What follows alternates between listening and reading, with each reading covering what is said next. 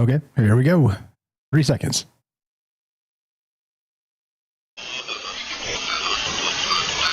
But I think the development of full artificial intelligence will spell the end of the human race. It's a flying object, and we don't know what it is. I would hope somebody's checking it out.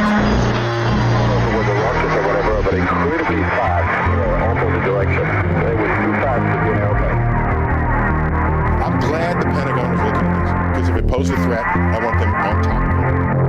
Well, the craft generates its own gravitational field.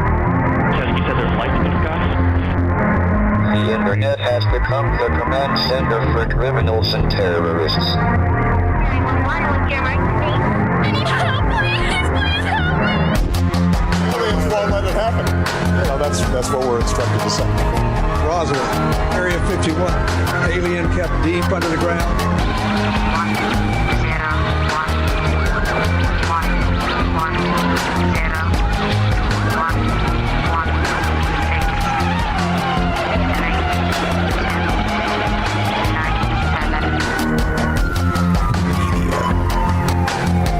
doesn't have your best interest in mind. The government is self-serving. You're here for a reason. You're listening to Troubled Minds Radio.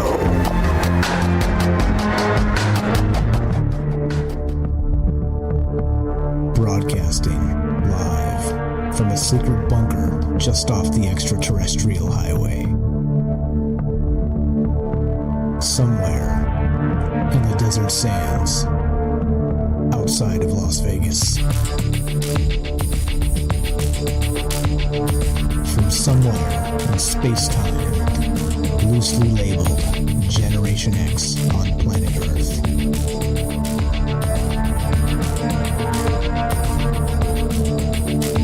And asking questions of you in earnest into the digital darkness.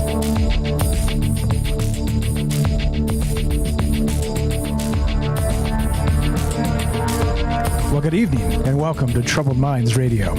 I'm your host, Michael Strange. We're streaming on YouTube, Rumble, X, Twitch, and Kick. We are broadcasting live on the Troubled Minds Radio Network. That's KUAP Digital Broadcasting, and of course, 88.4 FM, Auckland, New Zealand. Tonight, we're going to look at this a little bit differently, as we normally do. That's the entire point of these conversations. No, it's not always about aliens. No, it's not always about the things you would expect. But we are in the middle of spooky season, and the whole point of that for me, well, is multifaceted. And I think we're seeing some data emerge that would suggest that it's not just for me. I think there's as usual, the hyper, what do I always call it? The hyper acceleration of technology, and of course stories and AI and all the things that are happening in the, let's say, human mind space are certainly coming together in this idea of spooky season. Or of course, right, the Spirit Halloween stores roll out. People go start buying the 12-foot tall animatronic skeletons from Home Depot, right? And it actually dominates the searches. Like it spikes like crazy in late September, early October for that actual big skeleton, which I've seen several out there on the road. Is they're pretty terrifying and pretty awesome at the same time. Matter of fact, my neighbor street over has one, and it's a sight to behold. Those 12-foot tall skeletons standing in somebody's yard, right? Well, I ran across this article that as part of this that made me wonder about all of this, because I think there's something happening. I think there's a sea change in the way we actually perceive Halloween, and not just Halloween, the spooky season, Samhain as it's known, All Hallows Eve, all the different things we always talk about with this regard. However, in 2025, there's a boom. It's almost as if this the paranormal kind of got tamped down into the into the back pocket of society, because it was just so uncouth, right? So unsavory that nobody wanted to talk about it, because it's so 18th century. Mike, what are you talking about? However, if you look at this article, now this will be linked in the description down below, and of course on the podcast as well. But Evendo reported this, evendo.com, EVENDO.com, and this was reported October 1st of this year, just a few days ago. paranormal tourism, a booming industry in 2025, right? Now, I was like, okay, that's interesting, because you would expect in a technological age, as we're seeing the hyper acceleration of technology and the AI space and all the things we're always talking about, you would expect this to become less and less dare I suggest, superstitious, like more scientific minded, right? But of course, we know the Troubled Minds gang and the people that have listened and contributed over the years here is that it's not as simple as that. Sometimes these ideas, spiritualism, the paranormal and science, they do converge in pretty mysterious and wondrous ways sometimes. And that's where the conversation really lies about what we don't know yet, what we're expecting to find around the corner.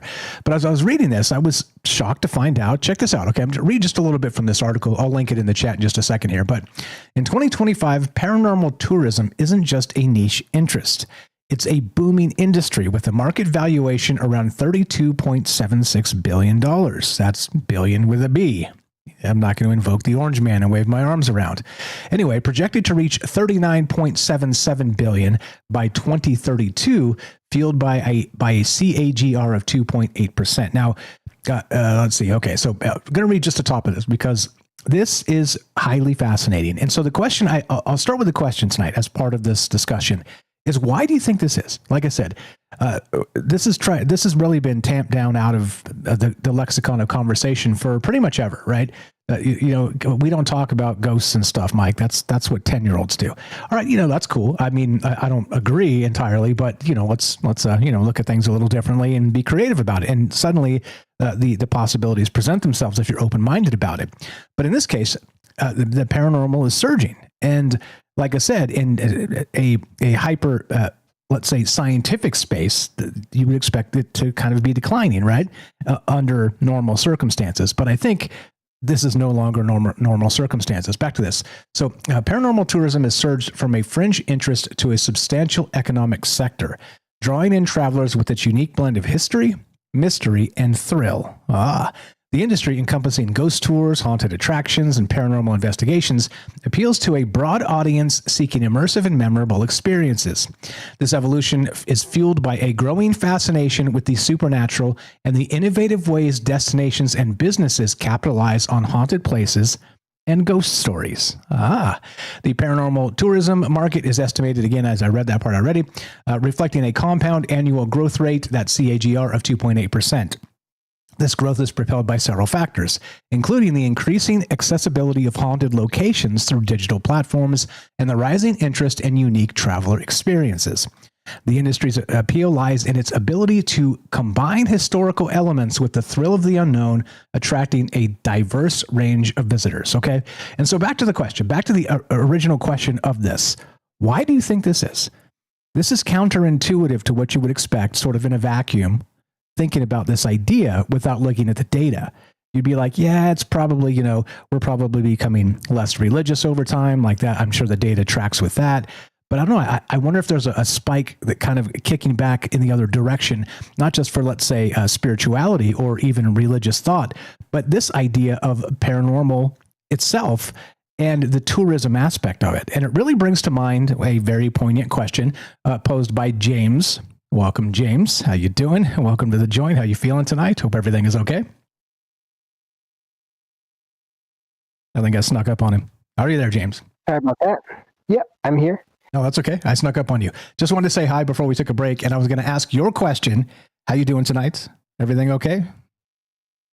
Yeah, doing okay. And I'm really happy to be here for this topic. Okay, glad to have you. Okay, so you're up right after the break, but this is a very smart question posed by James. Like, I kicked this idea to him a few days ago, and he's like, yeah, I'm down. Let's do this idea.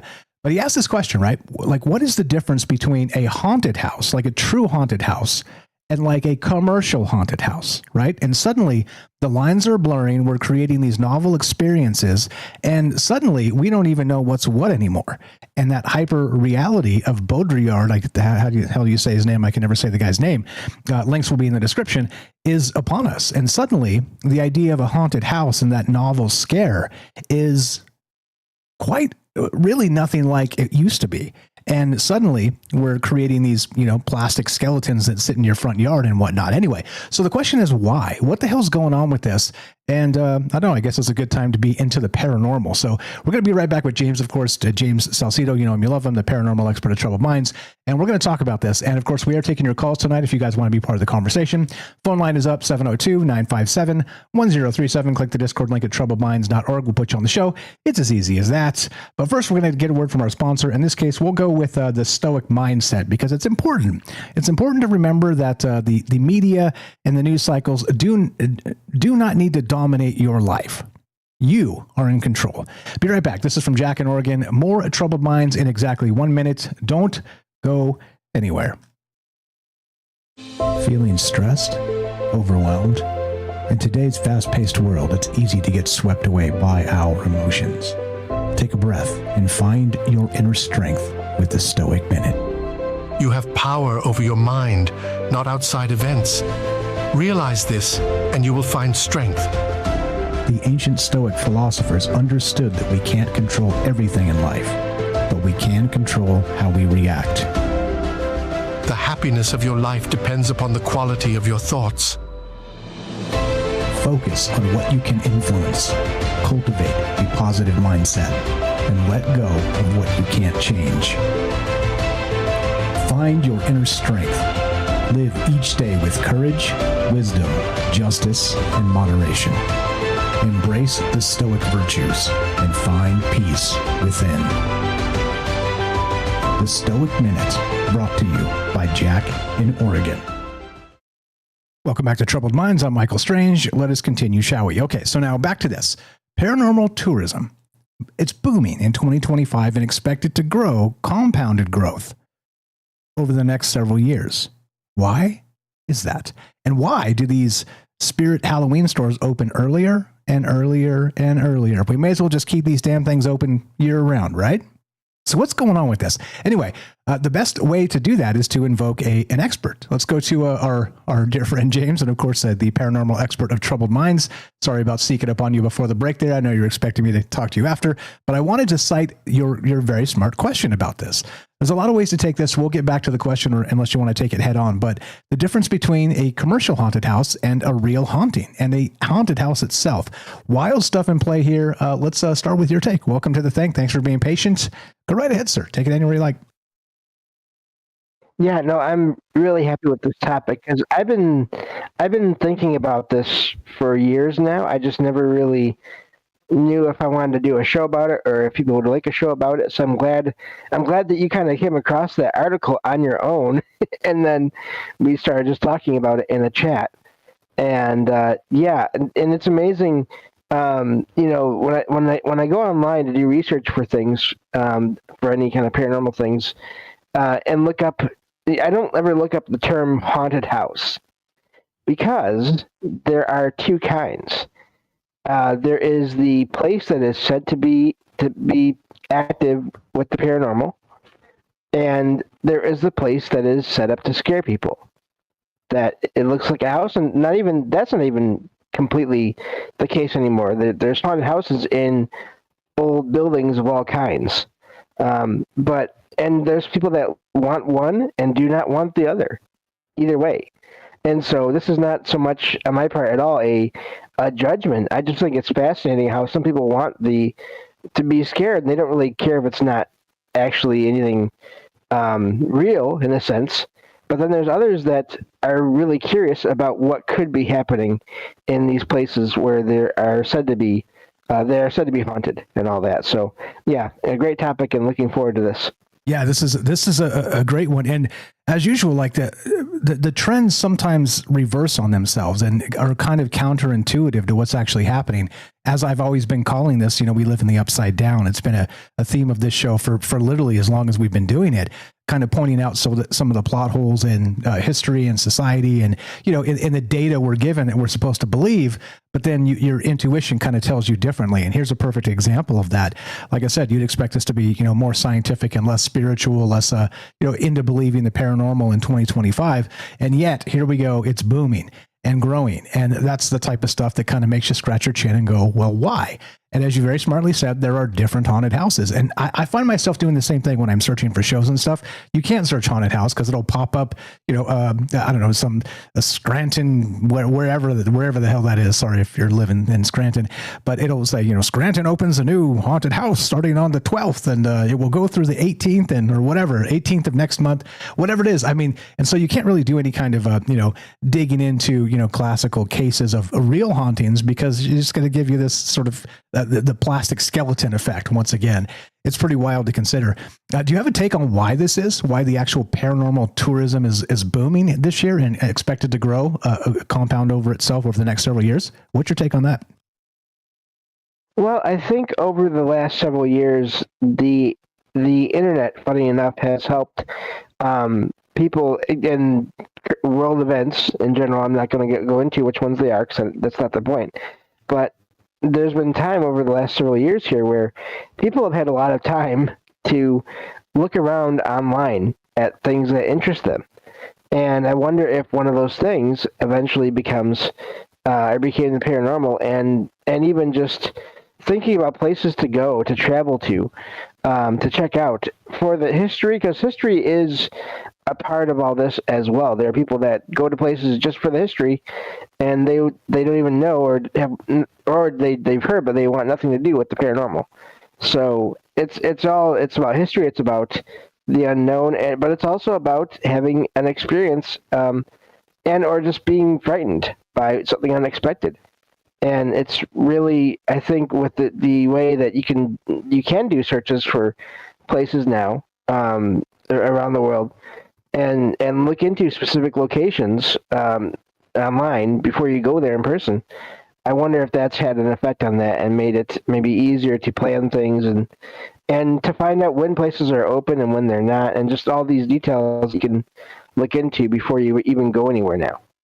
Yeah, that's true too, is that with the internet, you would expect us to be smarter, as I keep saying, and for some reason it seems to be the opposite in many cases for many people. I'm not going to call anybody out, but this is the type of stuff where you wonder, like, some of this stuff you should be able to find easily now, and you can get like an AI list of the top 10 haunted places in your area, right? And be able to kind of curate your own lists and do your own stuff, and but then once again we're back to the original question here of real haunted versus quote real haunted versus the rest of this plastic skeleton type stuff. And so I don't know. I think as you said, there's like that primordial terror within us that wants it. We need it to kind of snap us out of reality, but it's growing, and it's I don't know. It's an odd thing to consider that maybe one of our interests, clearly your interest, my interest is in these fringe ideas, but also that it seems like the population is kind of growing around, or kind of growing into that as well, with again all the scientific stuff that kind of plays and makes you squint and wonder how much of this is really actually a real thing. Now, anything on that? And I got more stuff to get to, of course. Well, and what cracks me up is some places, some haunted house attractions will intentionally go to places that are said to be haunted, and set up there. And then people will have experiences with the paranormal while they're in an attraction, and only find out later, or the staff will have experiences. But then on the flip side, you'll have places that they will set up, in some rare cases, they will set up basically fake paranormal events or fake sounds or fake images in their buildings that are said to be haunted, to keep that going and to make money off of that. There's an example, and I forget where it is, and it's not important, but just real quick, on TV years ago, on the original Ghost Hunters TV series. Now, Paranormal Reality TV is controlled by the networks, which means you're going to have the networks, making the shows fake or exaggerate things. But what is hilarious about that is the team on this TV show went to investigate this bar, and they were hearing sounds, and they traced them to speakers that were set up in the bar, putting out strange noises. So here you have this reality show that is a reality show, and that means scripted, that in a way that means, all the things that go with reality shows. investigating a place that is said to be haunted, and then they find speakers. And I think back on that, and it cracks me up because it's talk about hyperreality, talk about the real and the unreal mixing together. That just is amazing to me that even happened. Yeah, and it's not the only time, too. Like, a lot of those shows have been outed and caught literally faking sort of paranormal instances and running out screaming on something they staged. And, I mean, fine, it is TV, right? As usual, take all that stuff with a grain of salt, and shame on you if you believe everything you see on TV or the internet, right? I keep saying it's 2025 for crying out loud. So we should not, of course. However, it draws in the interest. And, the reason I think that primordial reason back to our interest in the paranormal is because many people have had an experience in some way. And it's not okay to talk about it typically because people just think you're insane. And so, when that type of conversation kind of sparks in a normie space, you get people interested that you would never expect they'd be interested in these types of things, but maybe they've seen something. Maybe their mother saw something. Maybe their brother saw something, right? And that's the type of stuff that everybody's kind of got a story where they go, well, I mean, I know I'm not supposed to believe in this stuff, but let me tell you what happened, Mike, and this is where we're at. And so it is probably one of the most suppressed things ever because it's something we all experience at least partially or have heard a secondhand account, but then also we're not allowed to talk about it for fear of ridicule. So it's in this bizarre space where it's like a powder keg waiting to happen of ideas and experiences and dialogue and conversation and all the things, but we're not supposed to talk about it. And so I think eventually, that kind of comes apart at the seams and you get shows like we do. You get conversations like we have. And, God bless it. Thank goodness for that, because this stuff does need to be talked about, at least, again, for that pressure release valve of society that I'm always talking about. It is a great service, what Troubled Minds has become for that specific thing. A couple minutes left, and we'll get back. And James is going to sit in with us tonight. And thank you for being here, James. A pleasure. And take on the whatever I said there and whatever else you got. Yeah, I think it's with so much now with ghosts, with hauntings, with any of the things, with aliens, UFOs, cryptids, creatures, that stuff. The general idea pushed by so much of society is that stuff is all fine as long as it's fiction. It should not exist, and a lot of people will say it does not exist in any kind of reality. But then there are people that have experiences with all these things I just mentioned and more that are sitting there wondering, well, hang on, something happened. I had this experience, so you're saying that can't be? Well, it happened. I don't know what it was, but it happened.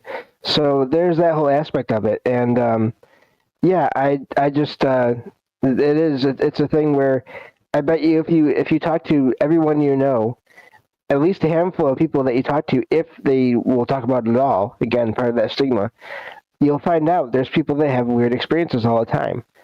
And when I first decided I wanted to start my podcast, I had two relatives, I was telling about this at lunch one day, that know me, sit there and start laughing that I was going to do this podcast on this topic. And eventually I had to just tell them, you know what, never mind. And I even raised my voice to one of my own uncles, which I never do. But they never picked on me again after that. So sometimes you gotta stand up for yourself, and yeah, it is at the intersection of many things, and it is the intersection of being human, which is again what this show's really always been about at its core. I mean, the alien thing draws a lot of ridicule too, but to be fair, it's because of the clickbait and stuff. It's because of all the nonsense that people put out there. Like this comet, where we keep seeing, I keep joking, the Atlas comet is going to be right from another dimension soon, and they're like, oh, it's sending radio signals, and it's a fleet of alien spaceships. Shout out Ricky. There's so many things happening with this that just makes you facepalm and not even want to follow the news, because it just drives you insane. And the paranormal space is exactly like that too. A lot of people flat out making things up or exaggerating or leaving out key details that would solve their mystery. Yeah, it's ridiculous. Anyway, so the question for you guys tonight, again, we're here with James Salcedo, the paranormal expert at Troubled Minds. Of course, check out his podcast, salcedoparanormal.com, troubledminds.org/friends. Scroll down, follow James. And we're taking your calls as we discuss why that this paranormal tourism is actually booming and having year-over-year growth as part of this dialogue, this entire, I don't know, what the hell's going on with this? That's what I want to know. Love to hear your thoughts. We got Chef Pete coming up. I see you there, 702-957-1037. That's 702-957-1037. This is Troubled Minds. I'm Michael Strange. Be right back, more with James, and your calls as well. Don't go anywhere.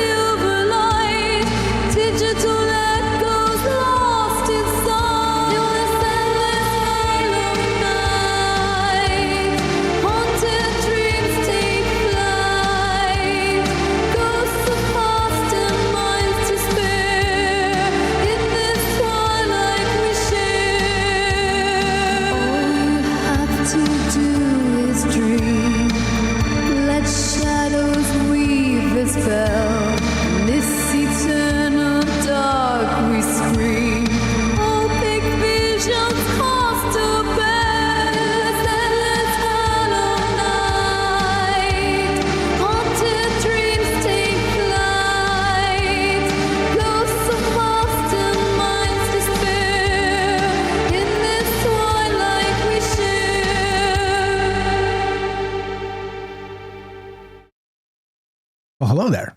I'm Mike. I'm a Sagittarius. No, I'm just kidding. What's up, Ricky? We got Matt Sal, Chef Pete. He's coming up next. We got Andy in the UK. Daryl, what's up? Herschel, the Roberts, Dawn, and APOC. I just saw that, Robert. Thank you so much for the kind and generous donation over there on on Rumble. Big donation. I appreciate that. He says donation toward exploded tire repair. I appreciate that so much. Thank you. And yes, that's why I missed Tuesday, because my tire almost exploded. Anyway, long story. I don't want to bore you with the details. I'll tell you another time. What's up, Hiker? What's up? Gordo is here. Good evening, guys. Puff, what's up? What's up? I see you guys over in the chat. Thanks for being kind and nice to each other. And I really appreciate that. It is a core tenet of Troubled Minds. We can disagree and still be friends. What's up? Thank you, Robert. Appreciate that again. What's up? YY is here. Good evening, Raz. Congratulations to Raz there. Got an addition to the family. Hello. Good evening, Theo. I see you. If I miss anybody, just say hi. I'll try and get you in as we go. And just at least say hi and acknowledge you're spending your time and energy with us. I appreciate it very much.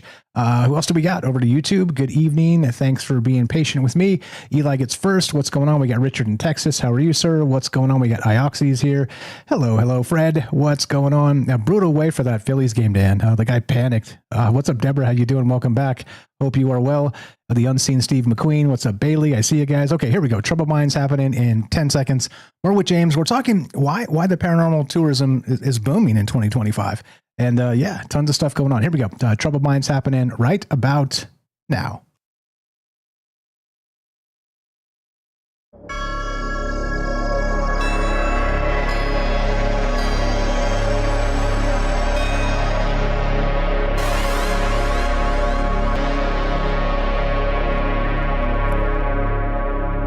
Well, welcome back to Troubled Minds. I'm your host, Michael Strange. We're streaming on YouTube, Rumble, X, Twitch, and Kick.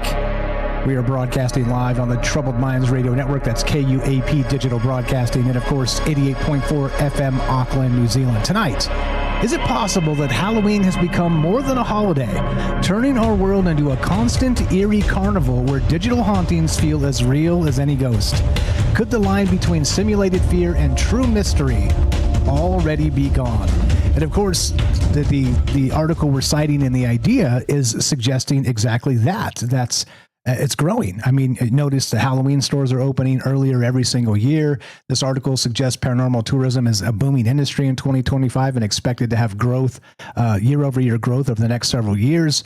And so the question becomes why? Like, what the hell is actually going on out there? And, you know, James and I have laid out a few reasons why we think this might be the case. But what do you think? As usual, this is the whole point of doing this is to have conversations with regular people about extraordinary ideas. That's the whole point of what this has always been. So what do you think? And actually, let's add a fun wrinkle into this. What is your favorite ghost story? Do you have one? And or maybe ghost trope or whatever, the granular ghost aspect? I'll tell you mine right off the bat. My favorite granular ghost aspect in the sense of mythology and folklore is that water stuff, where in the legend of Sleepy Hollow, the actual ghost of the Hessian soldier cannot cross the river where Ichabod Crane is safe. And so running water, shout out Derek the Night Stalker, those mystical source waters, is really sort of a barrier of sorts, the liminal space. It is one of my favorites there, and it makes a ton of sense for a lot of ways, but it also seems a little, fairy tale. So I don't know. Let's add that wrinkle in as just part of the conversation. As you know, we can take this anywhere we like. Nonlinear, open-ended is the point of these conversations. So I'm not an ogre about keeping things, as long as we're kind of on topic, talking Halloween type stuff. But I'd love to hear what you think about this. James, anything to add real quick to that? And hang tight, Chef Pete. We're going to get to you just in a moment here. Yeah, just that I was thinking about one of the reasons too that people go to these not so much the attractions, the ones where there's no reported paranormal activity, but the places where there maybe is that people who maybe have had an experience or maybe have heard about experiences but never had one. I think that is also a part of the draw to these places, is that they're hoping to have one for the first time, or they're hoping to have one again somewhere else with other people, so that there's that confirmation when you're there with people and something happens. So I think that's part of the draw to that as well. Yeah, that makes a ton of sense. And there's for every person who's had a paranormal experience, there's somebody who probably hasn't. So that would be a draw that not only could you experience it, you have a witness, because the witness is always the one that makes you go, okay, I'm not insane. Love to hear your guys' thoughts on this. I'm calling it the Halloween Singularity, Paranormal Hyperreality. And why is this a booming industry, and why is it growing? 702-957-1037. Click the Discord link at troubledminds.org. Chef Pete in Georgia. What's up, brother? Thanks for being patient. You're on Troubled Minds. How are you, sir? Go right ahead. Doing well. How about yourself, Mike?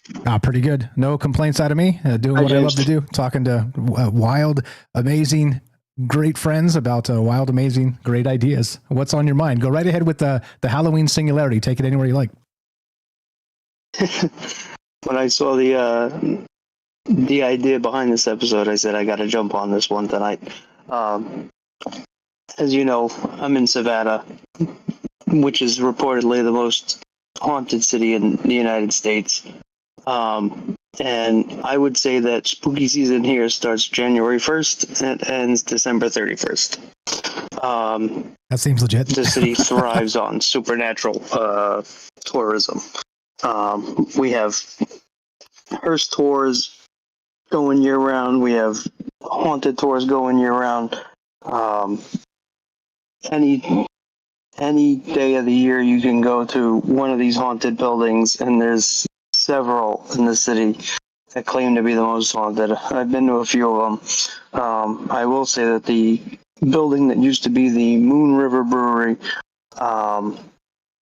the third floor, they closed it off because there's too much paranormal activity. Things just move around up there. Things get thrown across the room. And it kind of gets a little bit crazy up there. And actually it was a good brewery, but they closed down. I actually got to make a beer with them for one of my old jobs. And it was fun. But I will say this, I mean, we've talked a little bit. My house is haunted. My house is from the 1800s. I've got my spirit dog, but that's traveled with me. But we have, there's definitely a shadow figure in the house, and then there's the little child in the house that we just recently started seeing a couple months ago. So I would say that going back to why is it booming, I think it's because people with disposable income that are probably around our age, we grew up in the 80s where horror movies and all that other stuff was like awesome, and now we want to experience it for ourselves. And you want to go to those places, and if you can afford to do it, if you can get to it, if you can go there, why not? I mean, I think it's, and now we're all getting to that point where, you know, maybe we're in jobs where we can take some time off and go and do that. And it just so happens that, yeah, of course, October is spooky season, but here in this city, it's year round. People come here all the time to get their freak on and you know, do what they normally can't do. Yeah, it's a fun town. Yeah, there's a bunch of those too. New Orleans is another one that's sort of perennially spooky and draws ghost tours year round. I don't think there's too many in Vegas here, but it's certainly a spot with some haunted spaces that the mob ties to the past and stuff. I mean, there's a lot of these cities that really have sort of a deep paranormal entrenchment in terms of their identity. And so I don't know. I think it's incredible that we're, the paradigm is certainly changing, and I think that's a good thing. Like I always say, and I'm gonna ask you about your house in a second here, but like I always say, keep an open mind when it comes to this stuff, but not so open that your brain falls out. That's the Art Bell thing. And so make sure that you don't just write things off out of hand, because you never know. Just because you haven't seen something doesn't negate the fact that it might not exist in this universe. And so that becomes the real question of what's real and what's not as we commercialize this and sort of press heavily for these nostalgia experiences as you're describing. Now your house, last time we talked, you and I and the group here, you were saying you had a friend coming that was going to help cleanse the house and maybe tamp down some of that. Did you got an update on that, or has that happened yet? Can you tell us a little bit about that? It hasn't happened yet because he is ramped up with appointments out the yin yang. And I've been busy with work too, because also it's banquet season. So we've been pulling $500,000 months here for the past couple months. So I have not been getting that much time off to get him in here to do it. But it is on the docket. Me and him have talked about it, and it is going to happen. But probably more towards the end of November-ish, probably towards Thanksgiving. It'll probably happen. So I'll have more on that. Okay, but that's cool. Yeah, so an additional follow-up question to that then. So has the activity in your house leveled off? Has it spiked? Has it what's happening in that regard?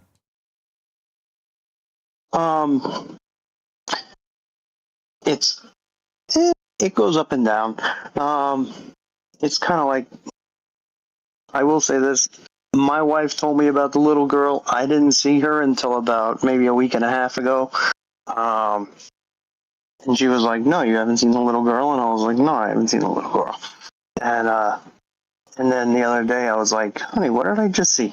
Because we were watching TV in the living room, and something just crossed across the breezeway through to the kitchen. And it was like, maybe it was just like a little bit like a shadow, like a wispy shadow. And it ran from the laundry room to the kitchen. And I was like, what the fuck was that? Oh, sorry. I don't want to get us canceled. Yeah, don't do that, please. And she was like, what'd you say? And I explained it to her, and she was like, oh, that's a little girl. She was like, yeah. She was like, I've been seeing that for like a month and a half now. And I was like, no way. So that's definitely going to be one of the questions that we ask my psychic firm when he comes over. What's going on with this house? Because there's definitely things happening. Plus the weird movement of objects, and you look around, and then it's right where you thought it was, like 2 hours later. Yeah. That old disappearing object trick that rematerializes. Yeah, I mean, like this is the type of stuff like normal stuff that people encounter every day. But once again, sometimes the circumstances are so spooky that you can't just write it off to sort of a faulty memory or whatever, the human experience. So lots of ways to take this. I don't know. So clearly you're in a paranormal town, and clearly this is probably growing year over year, like the rest of the country at this point. What comes next? How weird does this get? And do you think that we're going to be sort of a 365 paranormal country and paranormal realm going forward? I think it'll probably ramp up a bit more. I don't know if we're going to be 365. I would probably say half that. I would say it's probably going to be a 6-month-a-year thing, honestly, nationwide.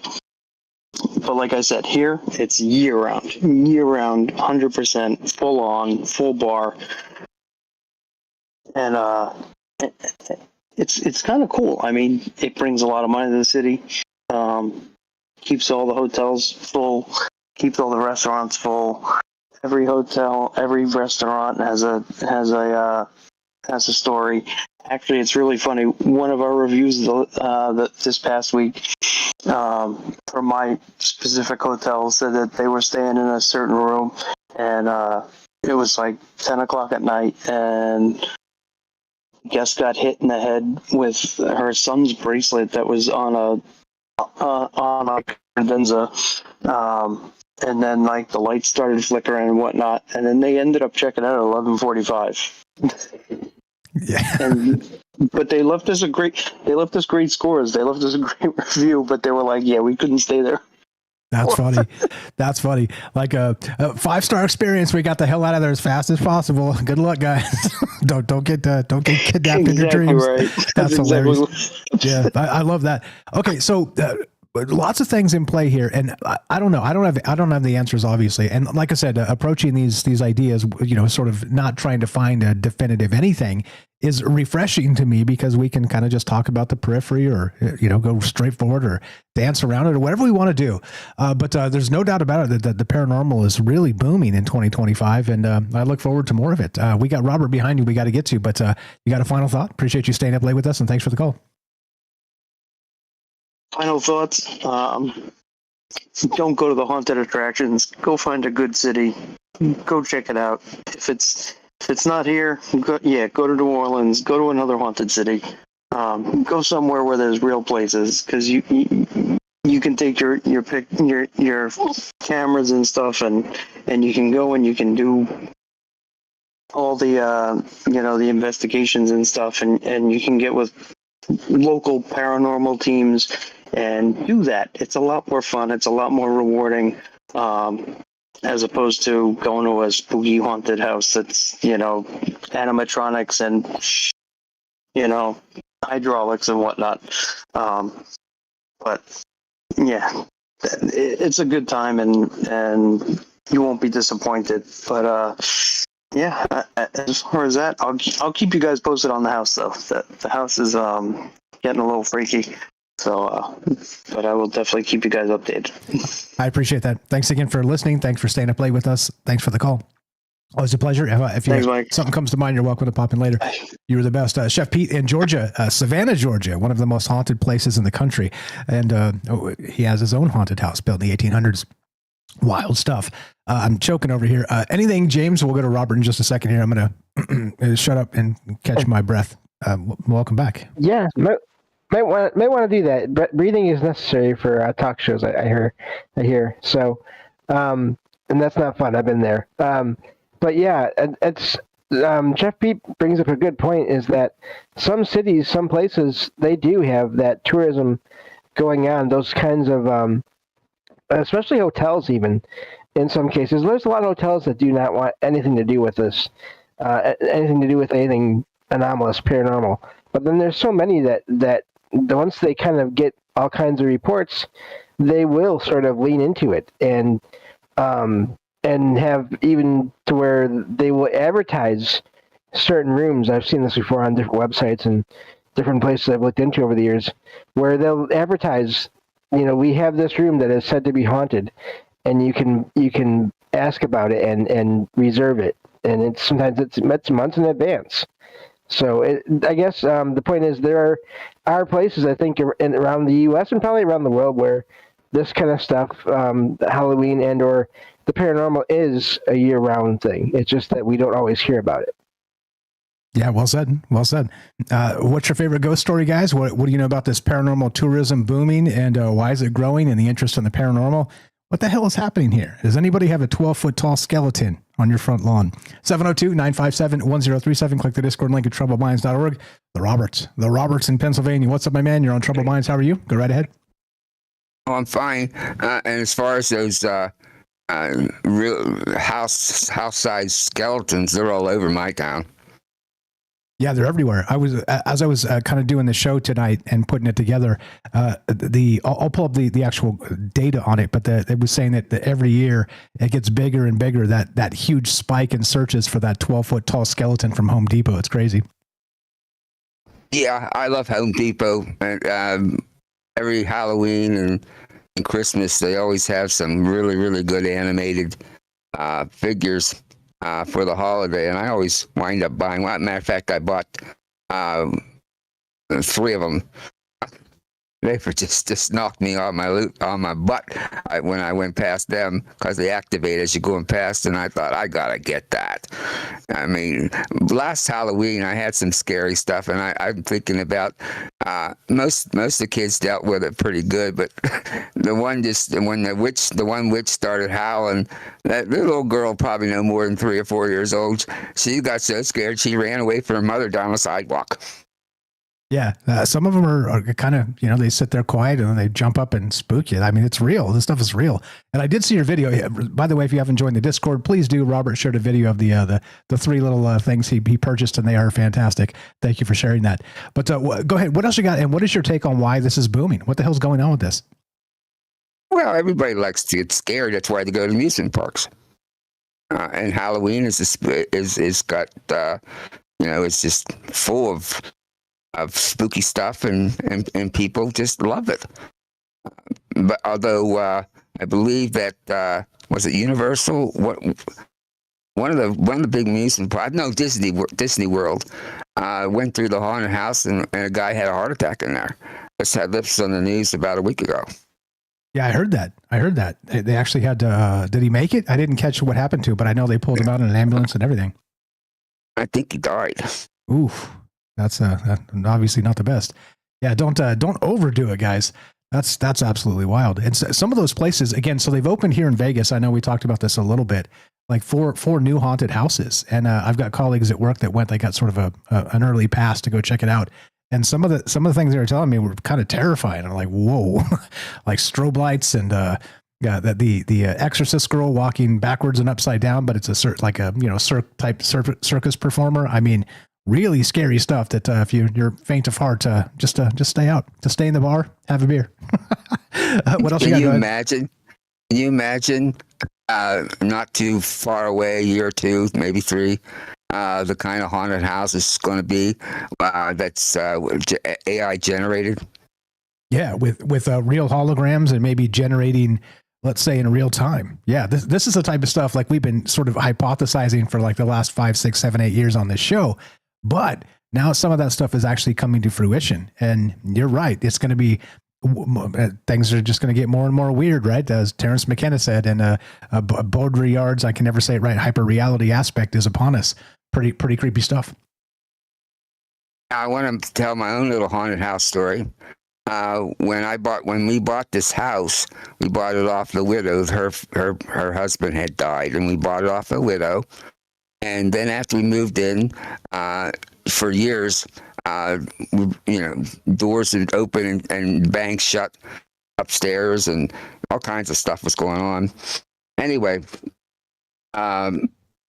we had a fire in here some years back, and when the people came in to do the repairs, I stopped by one afternoon, and they were upstairs, and the one pulled me aside and says, "Is there anybody here living here?"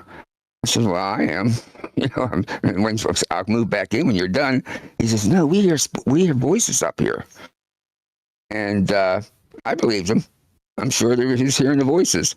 But after the fire, my belief is that it was the husband who was haunting it.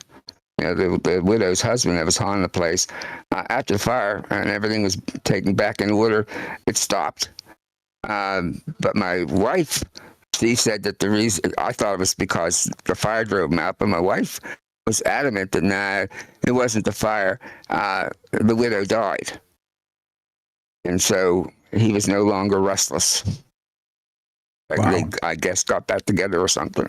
Wow. Or sort of calm the energy in the space. Yeah. I mean, that's the type of stuff, you know me, like I'm open to these ideas because I think human energy is resonant, as I'm always saying. There's some, like especially trauma sticks.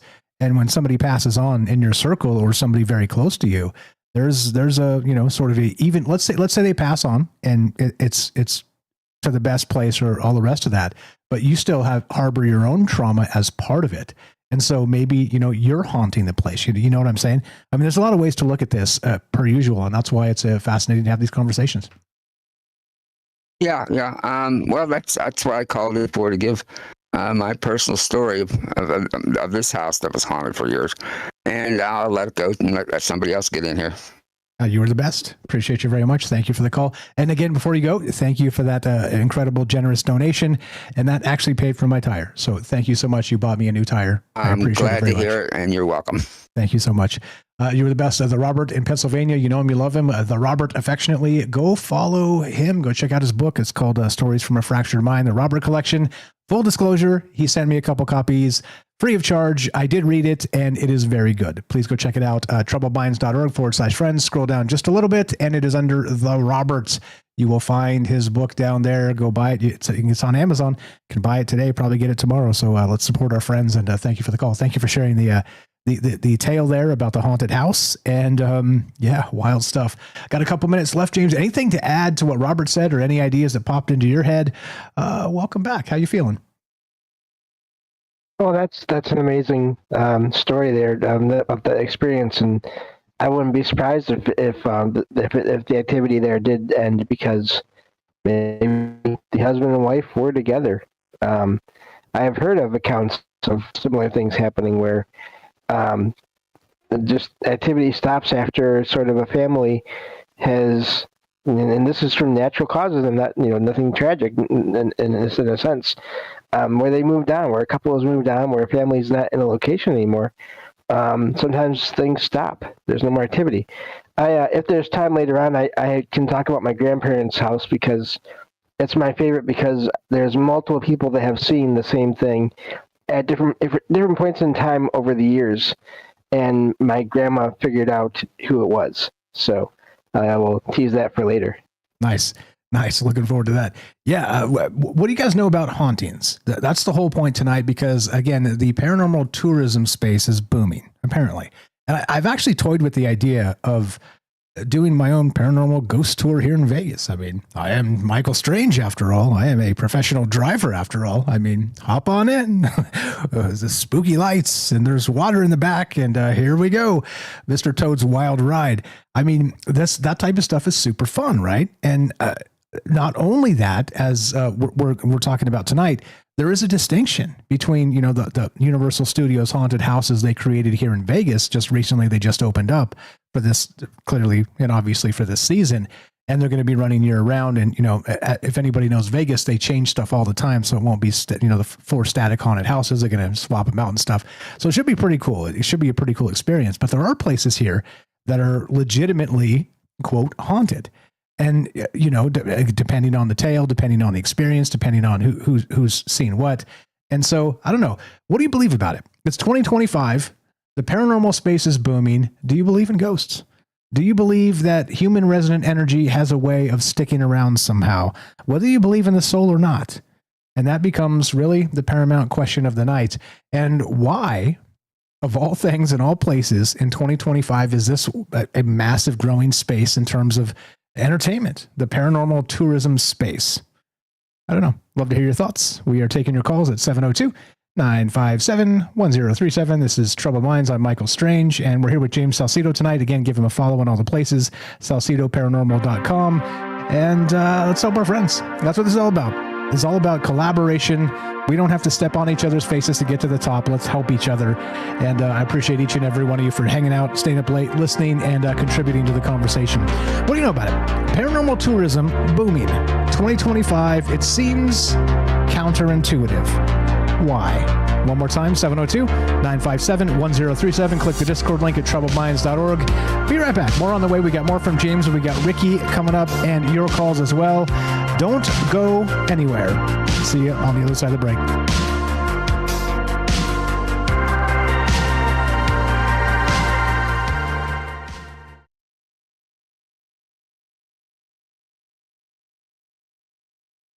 Let's check the news. Radio images have confirmed the existence of two supermassive black holes in the quasar OJ287, with the larger one estimated at 18 billion solar masses and the smaller one at 150 million solar masses. The quasar's brightness, detectable even by amateur astronomers, is attributed to the active black holes and their particle jets. Observations over 136 years show brightness variations every 12 years, indicating the smaller black hole's orbit around the larger one. These findings align with both radio observations and a significant optical flare observed in 2021. The image was captured using a radio telescope system, including the Radio Astron satellite. Elon Musk's Starlink satellite constellation is contributing to a growing space junk problem, with 1 to 2 satellites falling back to Earth daily. This issue is exacerbated by the short lifespan of these satellites and the increasing number of companies launching their own constellations. Concerns include atmospheric pollution from burning satellites, a rising risk of ground impacts from surviving debris, and the potential for Kessler syndrome, a runaway cascade of collisions creating even more space debris. Solar storms could also cause mass satellite failures, compounding the problem. The increasing density of satellites in low Earth orbit demands urgent attention to mitigate these risks. A recent study of interstellar comet 3I Atlas reveals it began releasing water vapor at an unusually early stage, nearly 3 times Earth's distance from the Sun, shedding about 88 pounds per second. Observations from NASA's Neil Gehel Swift Observatory detected hydroxyl gas, a water byproduct, suggesting sunlight heated icy grains on the comet's nucleus, causing vaporization. This discovery, along with previous interstellar comets, indicates diverse planet and comet formation environments across the universe, rewriting previous understandings. Thanks for tuning in to the Troubled Minds Radio Network. Indeed.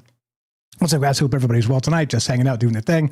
Ricky coming up. What's up, Matt Gaston? Pete, thanks for the call. What's up, Andy in the UK? I see your chat. Great stuff. What's up, Dawn Sweets, APOC? We got Daryl, Dragon Rose, the Robert, thanks for your call.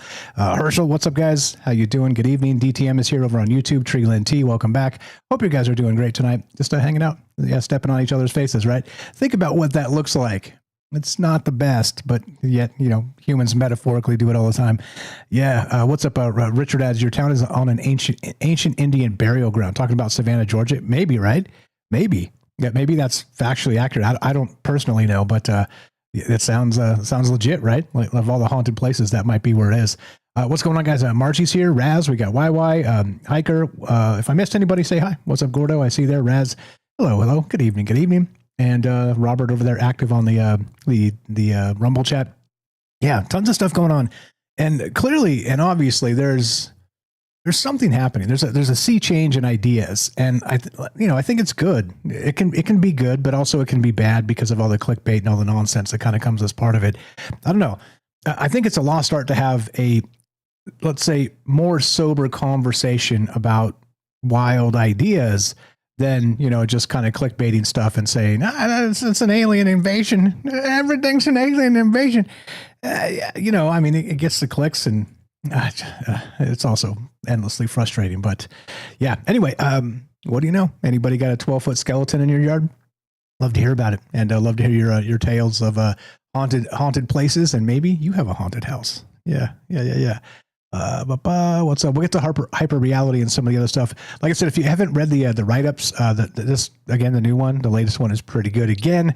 So do check that out. The Troubled Minds newsletter. You can find that at troubledminds.org right on the top. Just click that banner and it'll take you straight to Substack. It's free. Go ahead and join up there. Thank you. There's a couple of folks who have pledged money over there. So thank you for that. So when I monetize it, they're already paying subscribers. They're just like turn on monetization, and they're already paying subscribers. So thank you for that. I appreciate all the support and for encouraging me to go forward with more wild ideas. Here we go. Troubled Minds coming up in about 10 seconds. We got more from James. We got Ricky and your calls as well. What do you know about haunted places and the paranormal in 2025? Here we go.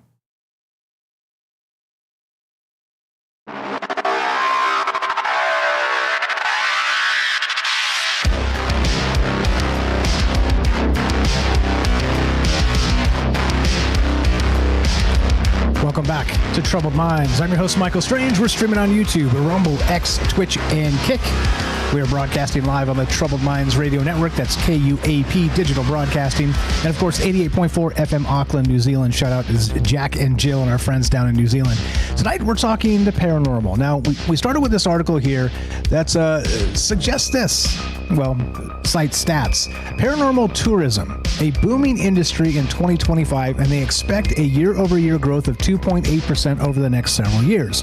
Now, the question is, why the hell is this happening? Because clearly, like I keep saying, we seem to be in a weird space in 2025 where this hyper-reality is encroaching with technology and old ideas and new ideas and all the rest of the stuff that we're always doing.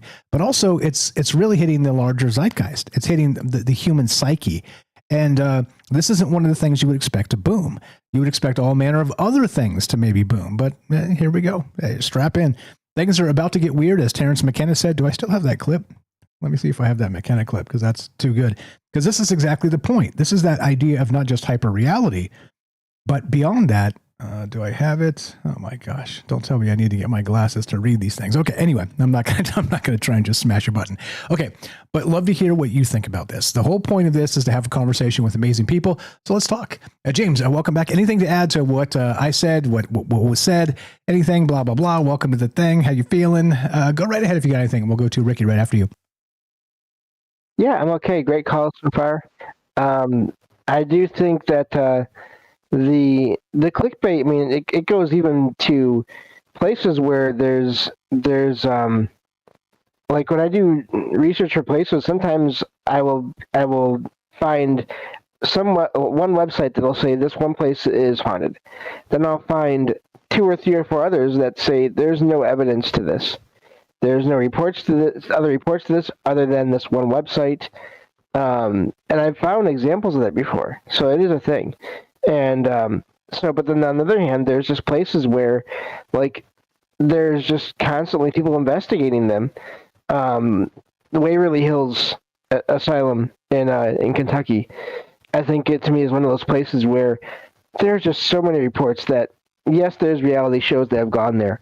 However, there's so many reports from individuals, if you look around online, who have gone there, who've had experiences. So I do believe that place has activity. So you really have to do a lot of research, I think, these days to find out what's going on. And, yeah, I mean, some websites are counting on you not doing that. So that's always there as well. Yeah, I'm running into some similar stuff, too, with AI. Say, you dig a little deeper, and it, like, finds one, like, really niche weirdo website. No offense to niche weirdos, but... And then it kind of, draws you into the thing, and I click it and look, and I'm like, I think all this is made up, right? Like, I can't verify that. But it's also an interesting space. Think about this. Remember in the old days, like the old 70s ghost movies or any kind of mystery movie, they would like go down to the library to do like local research and find like, oh, we found it. There's a person who used to live here in the house, and there's a tragedy that happened, and there's probably trauma, kind of existing spiritual trauma or something to that effect, right? In the old days.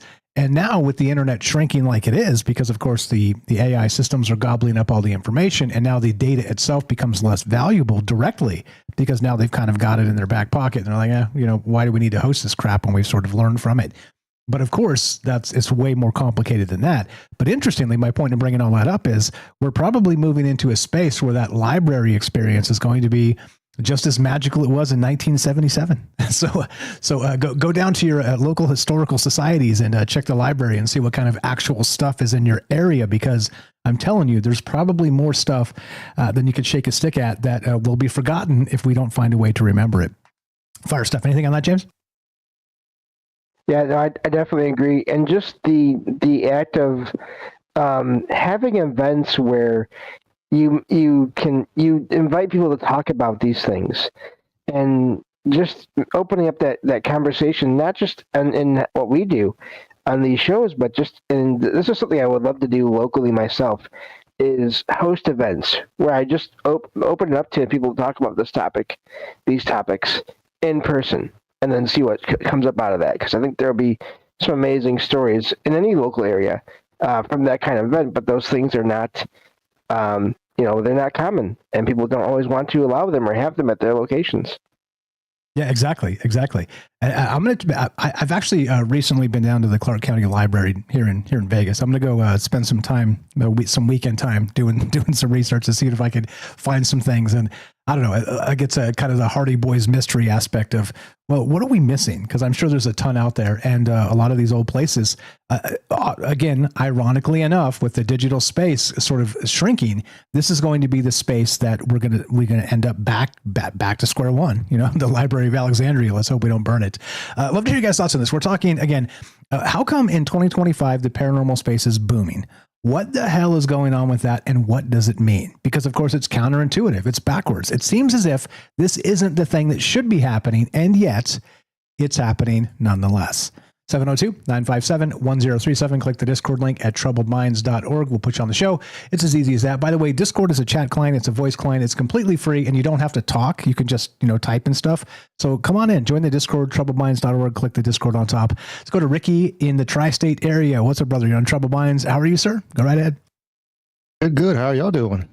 Pretty good. No complaints out of me. We're talking ghost stories by dark of night. It is what we do. Having a good time. Welcome to the joint. What's on your mind? Yeah, that's what it's about. We just need a little campfire going. We can a little campfire video in the background as we do. It'd be fun. But hell yeah.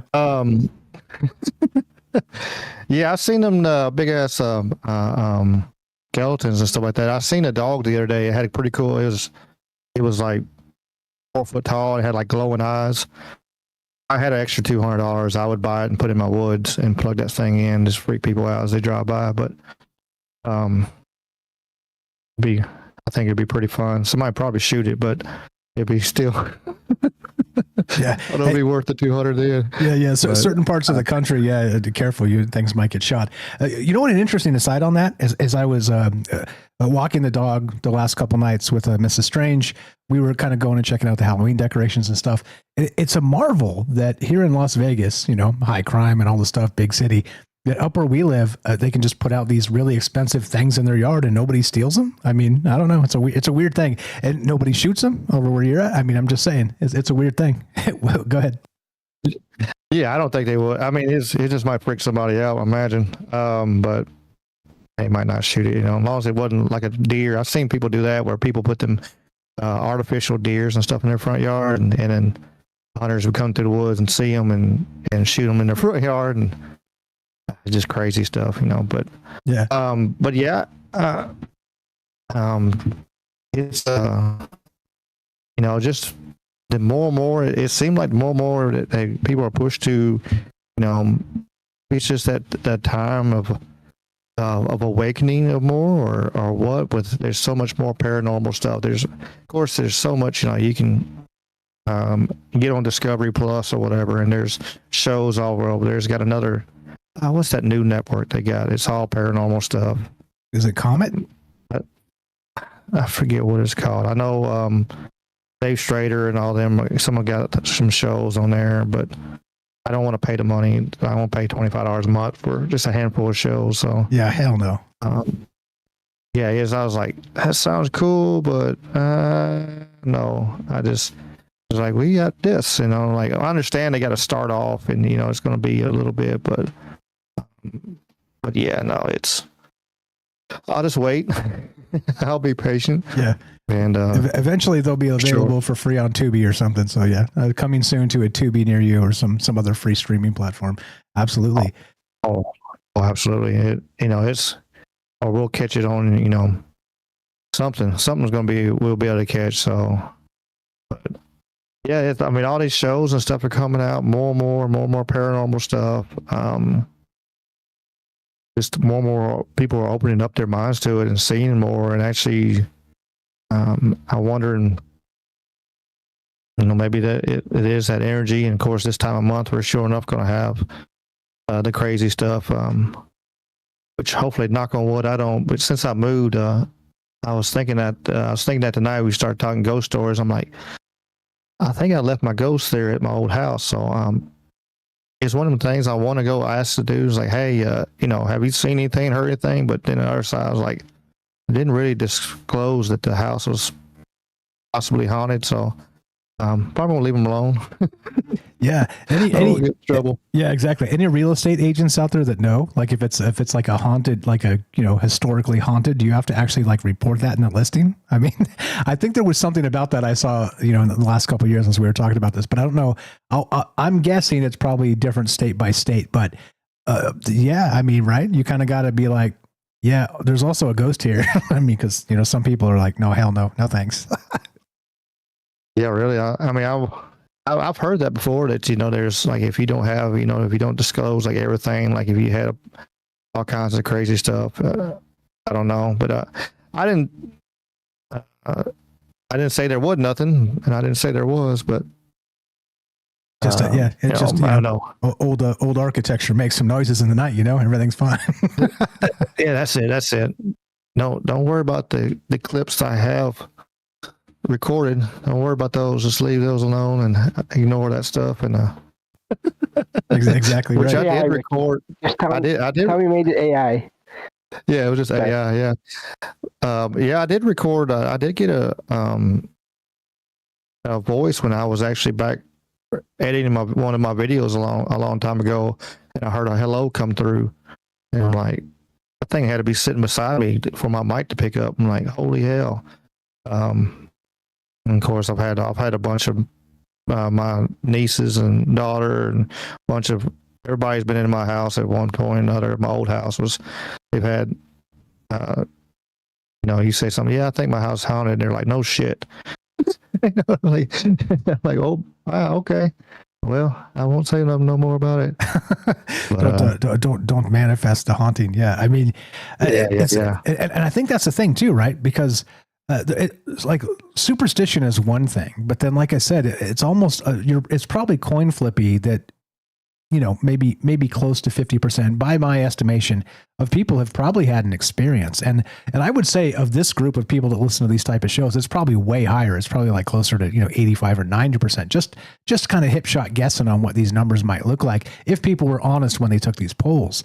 And so, I don't know, it's a weird thing that this interest is growing, because I think it's, as we're describing tonight, it is sort of one of those interests that's been censored. That it's been ridiculed. It's just like the alien conversation.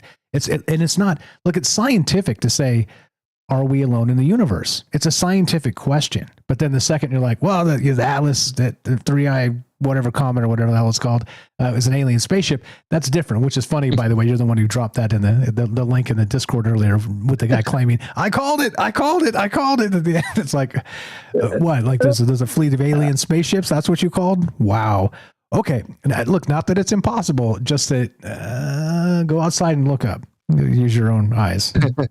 Anyway, go ahead. Yeah, I had to share that. That was just, I was like, man, I showed it the day before. It was some funny, and then that popped up. I'm like, that's just, it's getting crazier and crazier. What they're putting out there on that thing, which they've had it under nuclear power. They've had, 1 second. Well, maybe it is a comet. Then, oh no, it's not a comet because it's this, and it's just like, I don't know. It's kind of like they want this information out there. Maybe they're going to use it. I don't know. Who knows? Who knows is fine. It's just clickbait to the nth degree, which is the frustrating part about it. But that's part of it is, yeah. I mean, I kind of I don't know.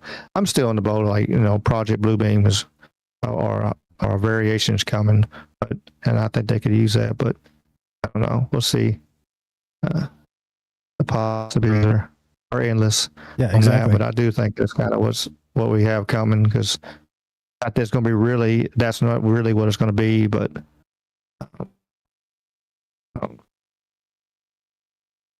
we'll see. Strap in, because who knows what's coming. So the question for you then: why is this? Why does the idea of the paranormal persist in 2025, and why is this space growing? I think, like, more and more, like I heard, one, like we did grow up on like paranormal shows. We grew up, the 80s. We had all kinds of stuff from Freddy Krueger to Ghostbusters, which was a lot of people got into, and I think a lot of people got into ghosts and looking at that stuff, from Ghostbusters, and it made it popular. It really did, and I think just more and more, and some of it's nostalgia because of that, and some of it is just more and more people are being open, are being more honest with it, because it's more openly.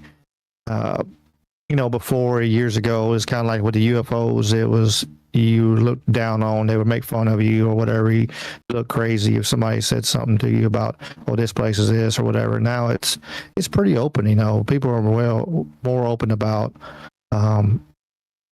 what they've seen or what they've heard, and so I think that's one of the things that we'll see more and more. We'll actually, so there's a drive for it, and then people are like, just, hey, we'll make some scary shows, and we'll make this, and and there's so many already true, really places, and I put in the chat, like Hot Springs, Arkansas is one of also another one of the most haunted places in the United States, because of it's got all them hot springs, natural water underneath there, and it had mob ties, which all kinds of people got whacked over there because of mob and everything. So that combination is highly potent. It's another cool place. Plus, it's up there in kind of in the mountains and stuff. Well, if you've been out west, they don't look like mountains, but they're pretty cool little hills compared to the out there. Ozarks are pretty nice. They're pretty, but compared to, like, on the West Coast mountains, they're nowhere near the size of them. Yeah, different too, like a different vibe, different feeling. I've been to both, and for sure. Yeah, all that's super fascinating, and all those places too. Going back to the natives that lived here for thousands of years.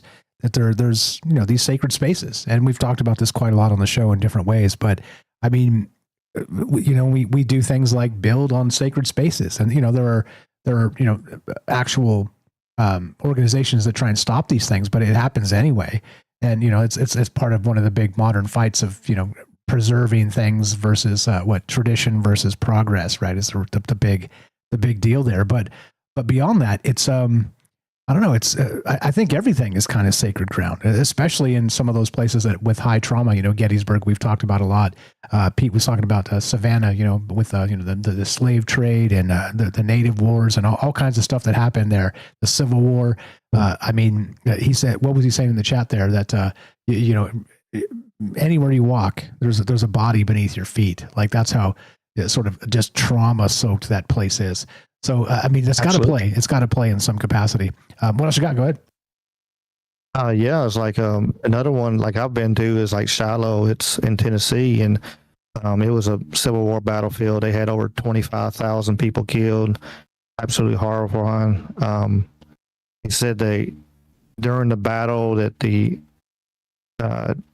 all the smoke and stuff, there was a cloudy day, whatever, and it kept all the smoke down. So really, people were just killing each other. There was, where it was, same side, was killed the same side because of hell they couldn't see. There's somebody shot, so they shot back at that day, at the sound kind of thing. And that place is super, super haunted. I went, last year, I think it was, me and my parents went up. Mom was like, I want to go to Shiloh. I'm like, okay. And it's also got mounds, ancient Indian mounds there too. Which, that a lot of them been those have been destroyed through the years and stuff like that. And but it's got those there also. And we drove around, and I had driving around my Jeep, and I had the windows down, radios off, everything. We're just idling through there, just looking around, looking at stuff. And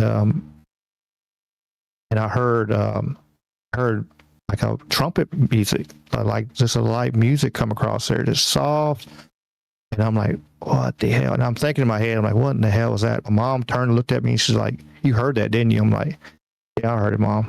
And she was like, what? And then we turned around. We kept going because it's like a figure eight, because you go this way and you go around and you keep going around, and then before you can see all the different sites. And it's then all of a sudden we heard cannon fire, like faint cannon fire, and they were doing reenactments, but it wasn't another 45 minutes before they did it. And so we heard faint cannon fire, and of course again, Mom was like, you heard it? And I go, yeah, Mom, I heard that too. And so it was, because she knows I'm sensitive to that stuff. And so it was, I wasn't going to say nothing. I was just sitting there and just driving, like, I didn't hear nothing. We were keep riding along. And of course, like, when she turned and looked at me, and I'm like, man, I'm not going to lie to her. I'm like, hey, yeah, I did. I for sure heard it. It was a freaky time. And in those Indian mounds, it's like if you are sensitive, it's like an energy coming off them things, because of the, what the native, being buried there and what they put there, and just the energy of it. Of course, you got right there is like the Tennessee rivers were flowing right there beside it there, so it's another water area. It's amazing how water and paranormal it's just hand in hand. But I've seen some wild stuff, and I heard some wild stuff over the years, and it's taken me this many years really for me to really open up and like talk about it, like really since I found the show here, and I went on James' show and talked, and I went on a few other places, and I'm like actually able to open up and say this, because I'm like, it's like, and people look at you crazy, you talk about this stuff, before. Now so many people are open, more and more open, and saying, hey, yeah, there is other things, there's other stuff. And so I think it's going to be, we're going to keep on growing in the field, in the paranormal field, and there's going to be more shysters and stuff, and all that come out as the bad thing on the side of it. But it's going to be interesting to see, what comes of it, though. Yeah, it's an easy thing to fake is the thing, right? Because you just need to tell a story and kind of back it up with a this or that, and my buddy saw it too, and maybe you don't have any friends. No offense, not you, or anybody here, but you know what I mean. All you have to do is go wink, wink. I had a corroborating witness, and then suddenly, right, you don't sound like a crazy person, or you can kind of get away with the fib. And so, and there's a lot of that too. There's a lot of that, not just in the alien space, but also in the paranormal space. Anything that's fringe is gonna be rife with that type of stuff. And some of it, look, I'm a weird guy, and we talk about weird stuff, and I even push the envelope on, kind of conceptually moving the conversation in different directions. However, some of the stuff I see online just makes me facepalm, and I'm like, I just can't. I end up muting people. I'm like, I can't. If every damn thing you see in the sky is an alien, we have a problem, right? It's one thing to say an orb, okay? It's another thing entirely to say a fleet of alien spaceships, okay? Because again, there's 8.5 or whatever 9 billion growing people on this earth, and go out and look up, and if you don't see a fleet of alien spaceships, your TikTok post is just simply rubbish. I'm sorry. Just about out of time. Final thought. Thanks for popping in here. Always a pleasure, my man. What you got?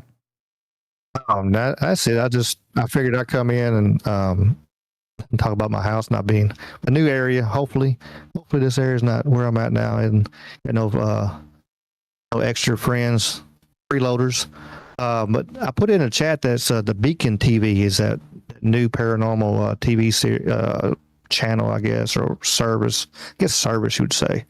Actually, it's one of my. It looks like some cool shows on there. I just can't pony up right now. But I appreciate you having me on here, and appreciate to hear James too. I said that last night on my show at the end. He fussed at me for calling him the paranormal expert, but on my chat. He'll get over it. Hey, I do that to everybody who calls me a paranormal expert. It's not just you. I'm kidding. Oh, I knew he would when I said it. So, but I appreciate y'all, and always a great topic for sure tonight. And glad I was able to call in. You were the best. Thanks for staying up late with us. Thanks for spending your time and energy with us. Thanks for sharing your ideas and your thoughts with us. Appreciate the call. Always a pleasure. You have a great night. You too. Thanks a lot, brother. That's you know him, you love him. Ricky, Anything is Possible is the name of the podcast. Go look it up. Very simple. troubledminds.org/friends. Scroll down a little bit. Follow Ricky. It's really that simple. troubledminds.org. Click the friends or /friends. Scroll down a little bit. Click Ricky. There you go. Visit the link. Go follow him and all the stuff he's doing. He's got, I always mess up their names. It's Dave and, what's like a redheaded guy's name? I get him. I know him when I don't have to actually say them, but very smart guys. And go check it out. He does live streams on Wednesday nights, and he's done a ton of paranormal stuff and other sort of mysteries as part of the larger conversation. Anything is Possible is the name of the podcast. troubledminds.org/friends. Scroll down and follow Ricky. Tonight we're talking the paranormal. Why is it growing? These ideas, and why in 2025 is this a thing? Be right back. More Troubled Minds coming up. Don't go anywhere. We got Derek the Night Stalker and your calls as well. Be right back.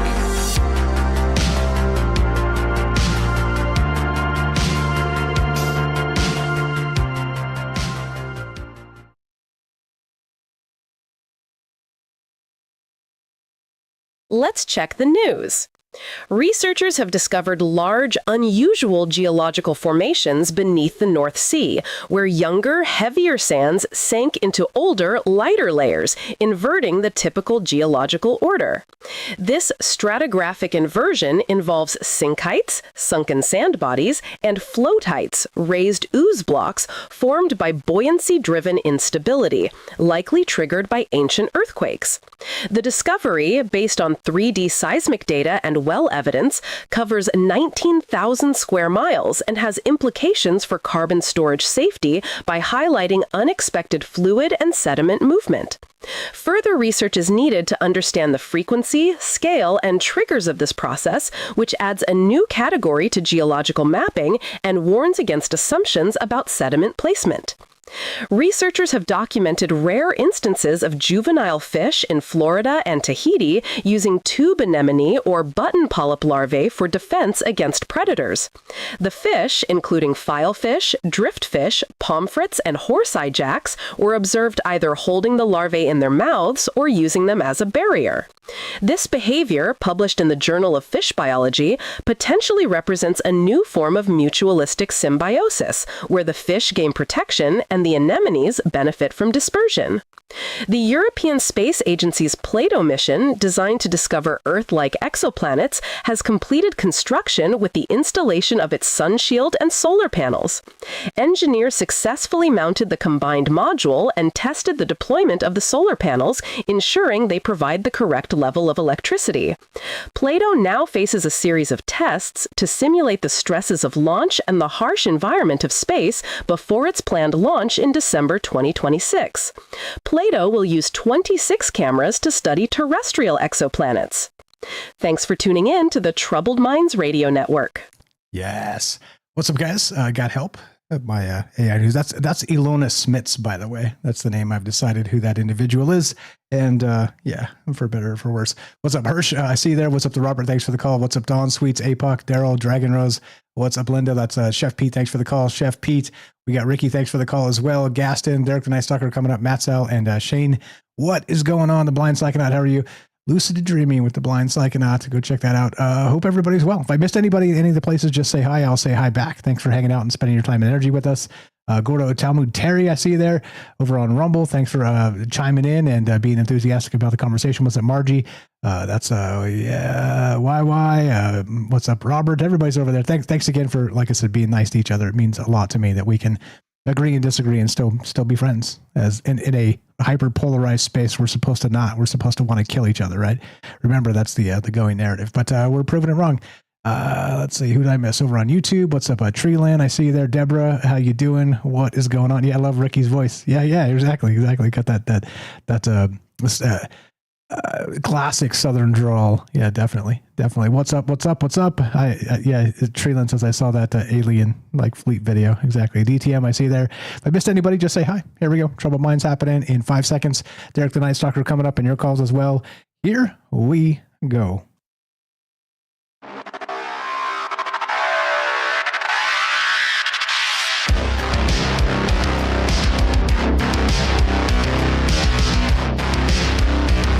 Welcome back to Troubled Minds. I'm your host, Michael Strange. We're streaming on YouTube, Rumble, X, Twitch, and Kick.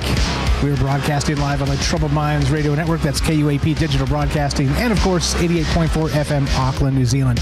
Tonight, we're taking your calls as we talk to paranormal. Now, we started with this article that says this, paranormal tourism, a booming industry in 2025 with a market valuation around $32.76 billion projected to reach $39.77 billion by 2032. Yeah, right? So what the hell's going on? Like I said, this is the inversion process. This is, you wouldn't expect this to be what is actually happening, but it's actually happening because we're supposed to not believe in ghost stories, right? Society is like, stop it. That's nonsense, which is fine. Look, I'm okay with that take too. The whole point is if you run the gamut of the ideas, you got to understand both sides of the argument and understand where people would say something if they saw something or had experiences maybe growing up, maybe an imaginary friend they couldn't shake, maybe that's still with them, things like this. Like as usual, there are things that will change you when you've had an experience of it. Okay. And that's cool. But then also if you haven't, sort of on the other edge of the spectrum, you're like, meh, this stuff, whatever. It's like an old stupid ghost story. Fine. But again, at least put yourself in the space to recognize what's happening on both ends of the spectrum or in the gamut of the conversation. And that's the point. That's why we do this. That's why we, again, get together and talk about these wild ideas and why it's interesting to see that it's a growing space. And it's not just, let's say, the tourism space, but also I would hope the podcast space is part of it. James, anything on that or anything that Ricky said or anything that you got to add? Then we'll go to Derek the Night Stalker. Yeah, great call from Ricky. Great calls from everyone. And it's not just buildings. It's funny. I did a post earlier today on Substack about that. It's not just buildings that are part of that paranormal tourism now that are said to be paranormal hotspots now. Well, really not even just now. It's not just buildings is my point. There's just all kinds of places out in the wild. And even some of those are now, again, because of historical events happening in places. Even some of those now they have events. The locations have historical reenactments. But then, of course, even if they don't advertise it themselves, if it's a big enough place and well known, then people will go there because they hear about it and they find out about it through the online, through any number of places, books from over the years. So, I think that's going to keep on increasing too, because these places, especially these battlefields, there's so many I've heard of where there is reports of anomalous sounds and apparitions happening there. Yeah, as Ricky was describing, and there's so many, and in the South particularly, again, that Civil War was just so beastly, just like such a traumatic event, all the death and carnage. But it was brother against brother, right? It was not a good spot to be in, and again, you get clipped with a bullet. You might think you're lucky to survive, and then you get gangrene. I mean, it was just horrific how the medical process really wasn't in place yet to kind of stop a lot of this mass casualty stuff back then in the Civil War. Anyway, just my point is the trauma exists in the Deep South and where all these battles were fought, and it is, people still hear and see things today as you're describing, and that's what we're talking about tonight. I'm calling it the Halloween Singularity. Now, this paranormal hyperreality. And basically, is it becoming ubiquitous? Are we going to turn into a space where Halloween gets longer and longer and longer, where it's 365 days a year? Like here in Vegas, by the way, I've said this often and recently too, that we have a kind of Halloween stores year round because it's Vegas, right? People show up dressed like Bigfoot on the strip or something, and it's just funny. But you can go down to stores here year round and buy Halloween stuff. It's just the way it is. We're a weird town. But I don't think there's a lot of towns that are like that. So Is it going to really become sort of a facsimile of Vegas the world over? I don't know. And what's going on with this Halloween Singularity? Love to hear your thoughts. 702-957-1037. Click the Discord link at troubledminds.org. We'll put you on the show just like this. Let's go to Derek in Massachusetts. What's up, the Night Stalker? How are you, my man? Welcome to the joint. How you feeling? Go right ahead. I'm doing okay. Feeling a little spooky over here. Yeah, wild stuff. I don't have too much for tonight. But yeah, wild stuff. I don't have any of those giant skeletons, whatever. But I've seen a bunch, and I've seen people call them Nephilim skeletons before, which I think is pretty funny. That is funny. Yeah, and I was thinking like you were talking about how there's more and more searches for them, and like soon, probably like they're gonna get bigger and bigger. Soon, maybe they'll go from skeletons to they'll have flesh on them. Maybe soon they'll move around and stuff, and then like we're kind of watching kind of the formation of them coming to life. You know, like they started skeletons, they get some flesh, they start moving, and before you know it, they come to life. You know, it's a Goosebumps episode waiting to happen. Yeah, seriously, yeah, spooky stuff. Not only that, the weird part is I know you guys have seen it if you're out there. They have like these lights. You know, in the old days, like back in the 80s. The lights were just like Christmas lights, and you couldn't even find orange ones. It was just Christmas lights. So you didn't really find decorations like you have today. But there's now like these, you know, the holograms that swirl in the windows and like all this stuff. Imagine when this turns into like a 3D space, which is coming. I'm sure maybe next year, or the following year, we're going to have like full on 3D, like ghostly apparitions flying around your front yard type of stuff. Like that's how nuts these decorations are getting right now. Exactly. And then we go from holograms to those touchable holograms and stuff too. And you'll have ghosts be swooping down and picking you up and like grabbing the witch's broom and like getting like hanging on up to your life and that kind of stuff. There's one house on my ride home in the morning. I'm not sure who lives there or anything, but there's like it's across from one of the giant skeletons. It doesn't have any on its own, but it has like a bunch of cobwebs and graveyards. It's one of those houses that looks like you just dumped an entire like eye party or whatever right onto the front lawn and stuff. It just covered in it. But then in the very front, it has a big like poster, I guess, or like it's like the whole length of the yard saying Hollywood is dead, and a bunch of graves. And I think the graves are like celebrities and stuff too. But I was like, that's a kind of a weird theme, like dead Hollywood. It's like haunted Hollywood. But yeah, I mean, the guy has this finger on his pulse, I guess. You can hear me? Sorry. No, yeah, I hear you. Okay. All right. So I'm thinking that this kind of the experiential aspect of the paranormal tourism and the paranormal events kind of is could be a reason. And I think like with movie like the economy's bad, so people are less likely to go out and spend and do a lot of recreational stuff or whatever. So the movie theaters are struggling. So the movies that aren't struggling as much are like the experiential movies. Like that's why all the theaters are getting the crazy seats and the rumbly seats and the 40X bringing water on you and different smells and stuff. And or like the reason why superheroes or Mission Impossible, these big movies, the big tentpole movies, because like you can't get the same experience in your house and stuff. So I think experiential nature of it is probably a reason that people are willing to shell out money if they can get a experience that they can't get at home.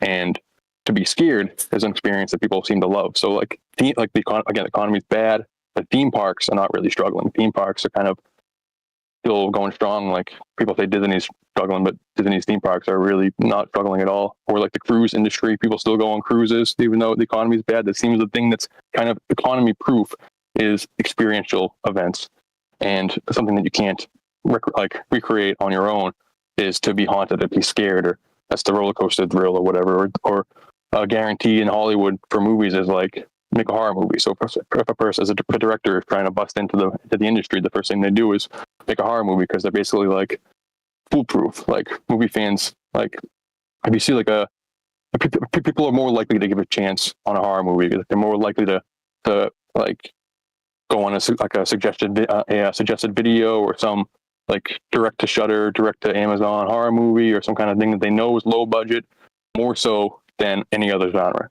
Because even if it is low budget, they can still kind of get those scares. That the scare is this commerce. The scare is this like asset that people seem to always want. You know, I'm rambling, but what do you think about that? The experiential nature of it, that people are still willing to shell out for an experience when they won't shell out for other stuff. Yeah, a spooky experience is a big experience. Yeah, I think absolutely, and modern neuroscience has suggested that that's the best way to spend your money, because you remember those things. You don't remember like the junk you buy and then throw away or donate to the Goodwill or whatever after it's just a relic of an old time that is now obsolete, that you spent money on then and now it's worthless now. But that memory never goes away, and that's exactly the point, and maybe why this is actually booming. You got a take on that, James? Yeah, I think that could be it, and that could also explain the. Funny, I think I was talking to you about this a while ago, Mike. How I was thinking, or someone anyway, that I was talking to. How I was looking to get into find more resources for paranormal content for research and everything. And I looked into a couple of those online streaming services for shows for that topic. And 90% of what I saw was the paranormal investigation reality show format. I'm not even kidding. It was that much. It was just different names of different groups and different locations, and I wonder if that's part of it too, is that is now, if you can't go to these places in person, well then the best thing you can do is to watch one of those shows. Even though, if you look into it more, even if you're aware, I guess you can, and if you really want that, you can look into that and watch that stuff 24/7. Yeah. I think that there must be money in it. There must be, because if you look at the kind of trajectory of it, a decade ago, all the hosts were kind of like paranormal hosts. They were kind of celebrities within the field, but then all of a sudden you get the Jack Osborne coming in. But now you look and it's like every one of these shows has a real celebrity doing it. Like Lawrence Fishburne has his own kind of spooky show, or William Shatner has one, and he kind of has like, because Shatner's a Star Trek guy, it has like UFOs and stuff in it too. But it's always kind of go to the ghost angle and stuff, or celebrity. My celebrity ghost story, and it's like every episode is like 4 different celebrities telling their ghost story, where a decade ago you might not have gotten that. Or like the Annabelle doll just got sold to that comedian Matt Rife, who's like that TikTok comedian. So like they just I've never heard him talk about the paranormal before. He's just like he's like that young heartthrob comedian or whatever. But I think there's just like, it's an asset. I think like the way like Logan Paul buys Pokemon cards stuff. I think there's just money in buying these paranormal assets too, in the same way, which is kind of interesting. And so, like, is there always kind of money in the paranormal? Does the paranormal kind of always sell? Is it always kind of a hot commodity? Because if you're gonna like spiritualism was a very popular recreation. It's like the rich people, obviously, we focus on that. Like the elites did it, but I think it's just like kind of always a little bit provocative to like the ghost stories have always been popular, and like I think it's just people are always fascinated in the unknown and the mysterious and stuff, and it kind of always sells. And I just mentioned the horror movies kind of always work. The first blockbuster, people credit Jaws, but technically it's The Exorcist. It was the first one that people lined up, and they had a huge roll up for it, and it kind of changed cinema. When Marvel was in trouble in the comics, they turned to horror and stuff. That's when like all their big horror, the Marvel occult, the Marvel the 70s and stuff. That's when they got into that. Before the superhero boom, the main blockbusters were like horror adjacent. Even the comics ones like Blade or like Underworld and Resident Evil and that type of stuff, like League of Extraordinary Gentlemen, and that's kind of as the MCU's kind of like lessening in its zeitgeist hold. It's also doing the same thing. Like a couple of years ago, it had the Werewolf by Night special. This year, its big thing is this season's big thing is Marvel Zombies and stuff. That kind of like, when in doubt, whether it's Hollywood or entertainment in general, stuff like spooky always sells, kind of.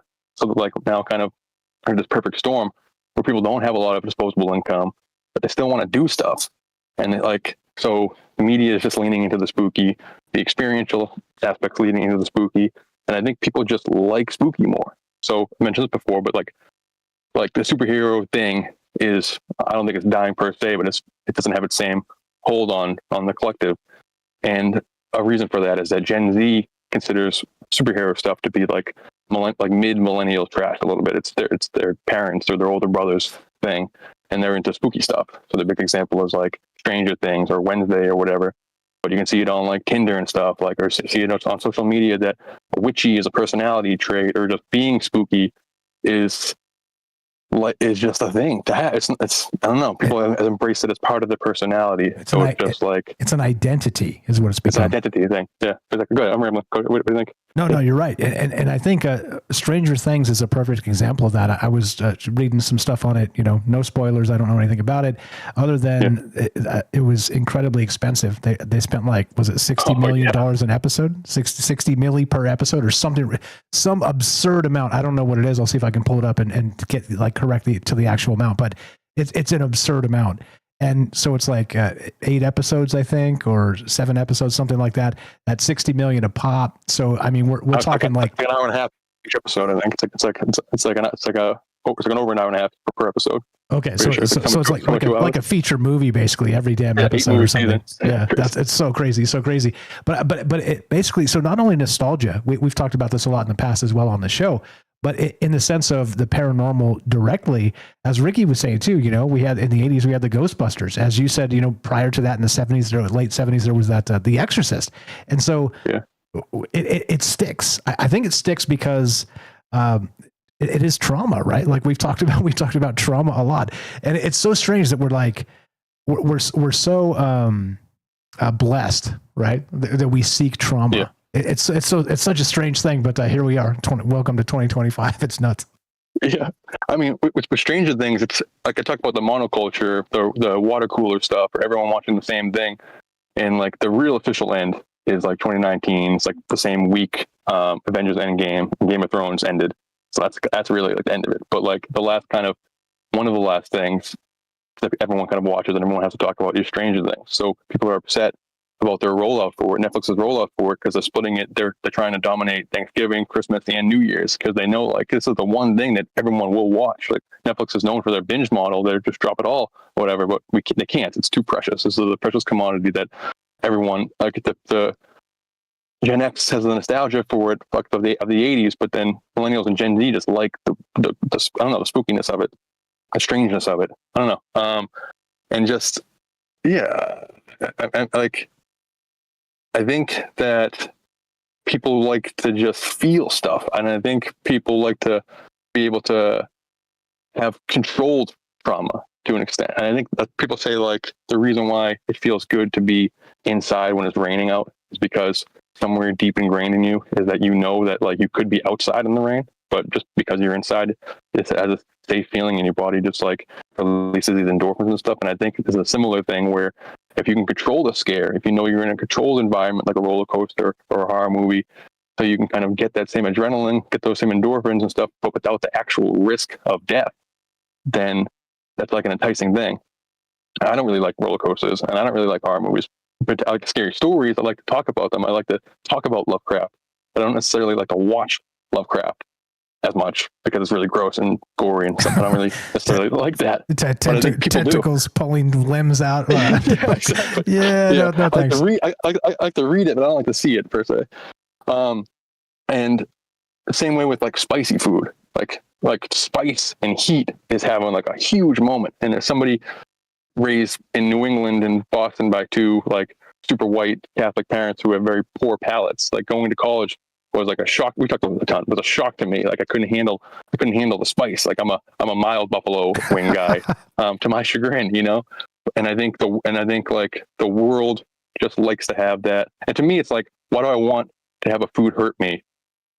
Why do I want to be scared by a movie? I don't want to be thirsty and stuff. Why do I want to chase these feelings? But I think people do, and they want to be scared and stuff.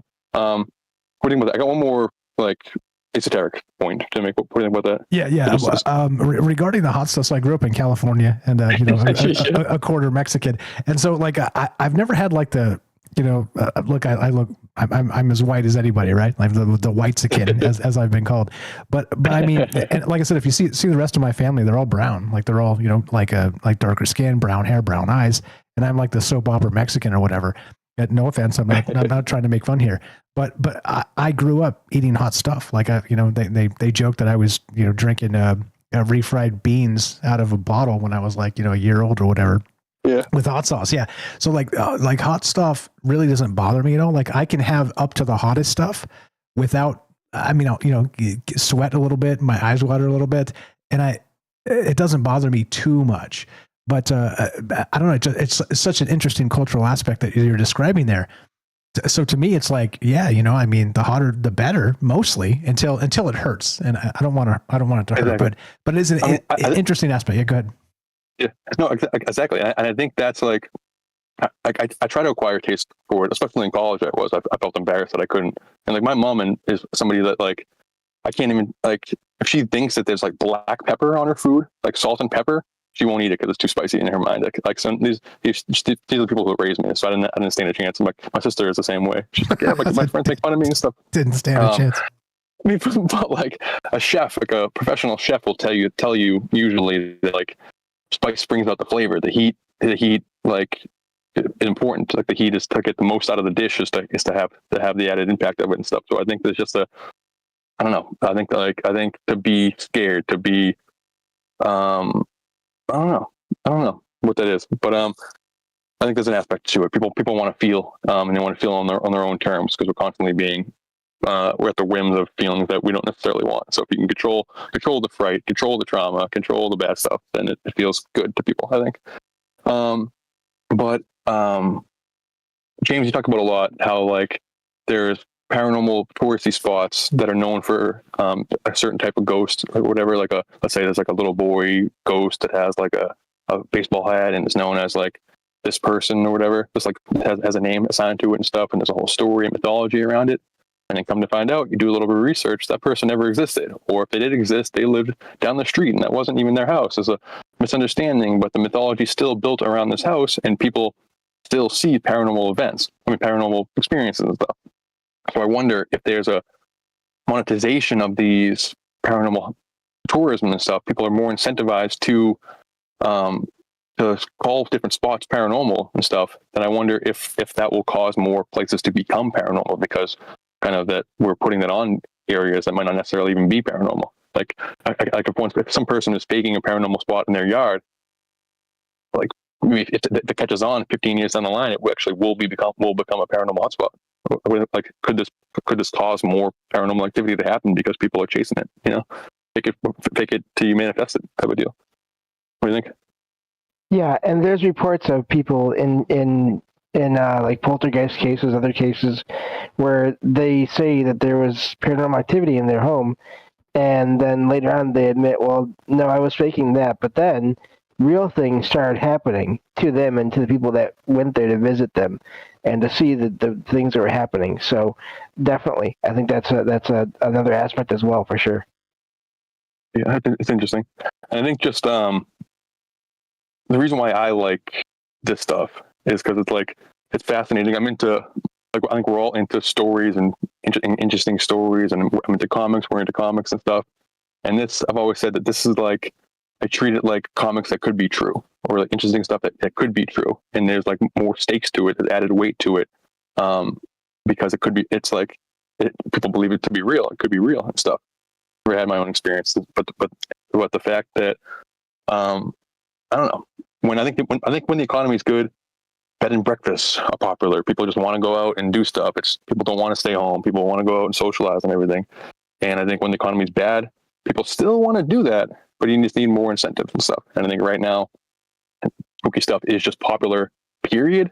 But then I think there's also the added part of where we just like to be scared a little bit. And it's just the added incentive of you can go to a bed and breakfast, but that there's a chance that you can see something mysterious. You can see something that defies what you've been told in your entire life. You can have some kind of you can put magic back into your life in a time where maybe people might feel like the magic is taken out of their life and they don't have $2 to rub together or that kind of stuff. That I don't know. We have an added juice all around us that can spice up, or an added seasoning all around us that can spice up all our dishes in the form of spookiness. Maybe that's why. It's like the old spice trade and stuff. And during the explorer days, like the people were primarily fighting over territories and fighting over trade routes and stuff to go to that precious spice, whatever.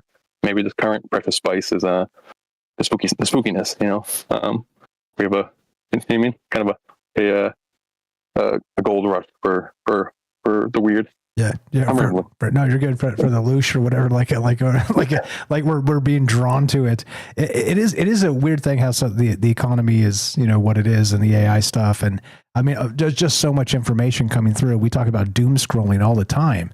However, this is sort of like a, go out into the real world, like a Pokemon Go version of doom scrolling instead. And you're like, let's go to a haunted house instead and see, what was actually the thing and hear the story.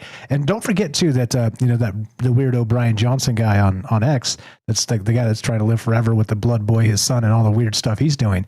But he said one of the most important things I've heard in recent memory, that storytelling is the most powerful technology. And so I think, as usual, we're drawn to that for a lot of very obvious reasons. And I think we're onto something here. Go ahead and finish up. Yeah. And these spots have stories baked onto them that are interesting, and it's like history that could jump out and touch you. It's like you can go to a place where George Washington lived and stuff, but it's extra if you can see the ghost of George Washington. That's extra cool. So, and I think this is what might be a symptom of the veil coming down. And we have politicians now that are talking about demons openly and everything. I think this might be a symptom of you better stop believing in ghost stories because you're in one now, Michael and James. That's all I got. You are the best. Appreciate the call. You know him, you love him. That's Derek, the Night Stalker. Go give him a follow. It is STOCKER. He does. He's the best grocer in the known multiverse. Give him a follow. troubledminds.org/friends. Scroll down a little bit. It is alphabetical. It is under Night Stalker. Night Stalker. Please go follow his YouTube channel. It's completely free. And he's a brilliant guy, as you can tell. And let's like his channel, leave him a comment, and follow him. And let's inspire him to make more content. We're right back. More Troubled Minds coming up. We got more from James. We got Matt's Owl coming up, Temple of the Owl, and your calls as well. Don't go anywhere.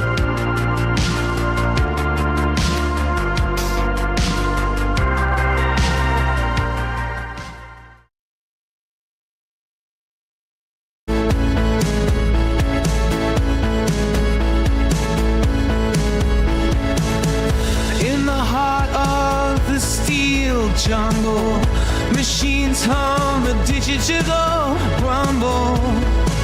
Gates of cyber open wide. Plug us into cosmic tide. Feeling sparks across the sky. As knowledge flies, we're amplified.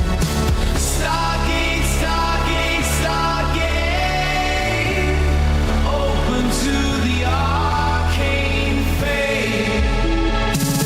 In this massive data center dome, eternal truth stop to roam.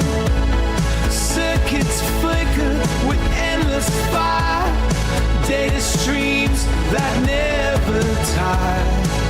Unified by electric dreams. Unlock the truth in silver beams. Stargate, Stargate, Stargate. Open to the arcane fate.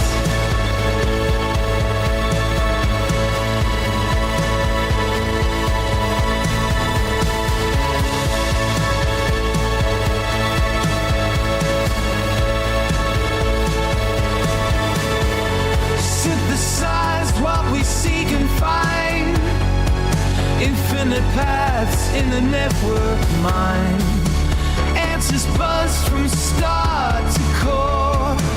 Knowledge whispers evermore.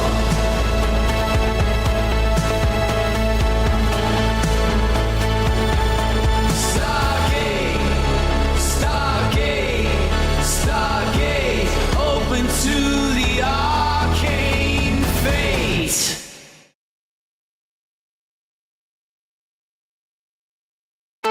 In realms where the data streams collide, imagination and logic side by side. In the labyrinth of digital maze, we transcend our earthly ways. Tapping keys like cosmic tones, spikes become our whispered homes. Stargate, Stargate, Stargate. Open to the arcane fate. Right. I bring to you the Midnight Eastern Stargate Ritual. Thanks for hanging out with us. Thanks for staying up late. Thanks for considering ideas that are off the beaten path and sideways and upside down and all the rest. That's the whole point. The whole point is to step outside of a consensus reality and wonder what else might actually be true. What's up, guys? If I missed anybody in the chat, just say hi, and I'll say hi back. Appreciate you very much. I see you there. See you there. What's up, Kelly? How you doing? What's up? What's up? Happens every 315 years. Which part? What's up? I see you, Kelly. Yeah. Good stuff. Good stuff. Mom. Yeah, and a great call from Derek as usual. We've got a knack for finding smart friends. It's a good thing. It's a very good thing. And looking at the world differently is a gift, I think. And gifted friends, gifted and talented education. Remember that? Anybody part of that program in the 80s? Anyway, who did I miss? What's up, Herschel? How you doing? Sweets, APOC, Daryl. We got the Robert, Dawn, Dragon Rose, Linda. What's up, Chef Pete? Thanks for the call.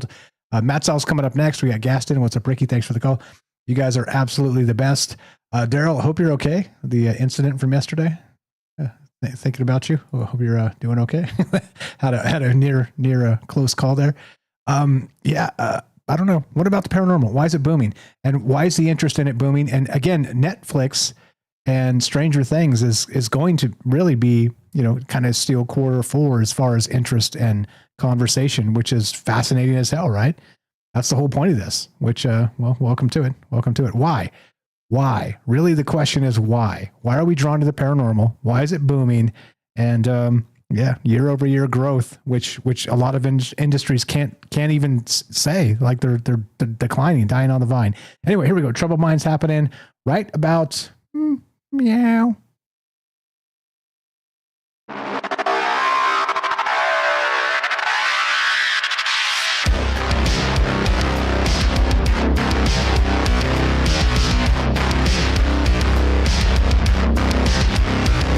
Welcome back to Troubled Minds. I'm your host, Michael Strange. We're streaming on YouTube, Rumble, X, Twitch, DLive, and Kick. Or not DLive.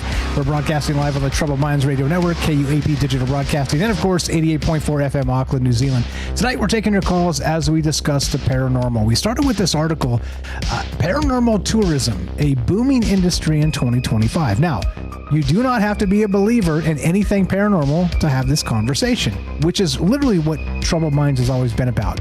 Looking at the world in different ways, recognizing the gamut of the conversation goes from one spectrum to the other, but it doesn't matter, because in this case, the zeitgeist is really surging with paranormal ideas, with again, year over year growth, like I was saying, which is not typical in many industries today. We have some stagnation, we've got some shrinkage in particular areas.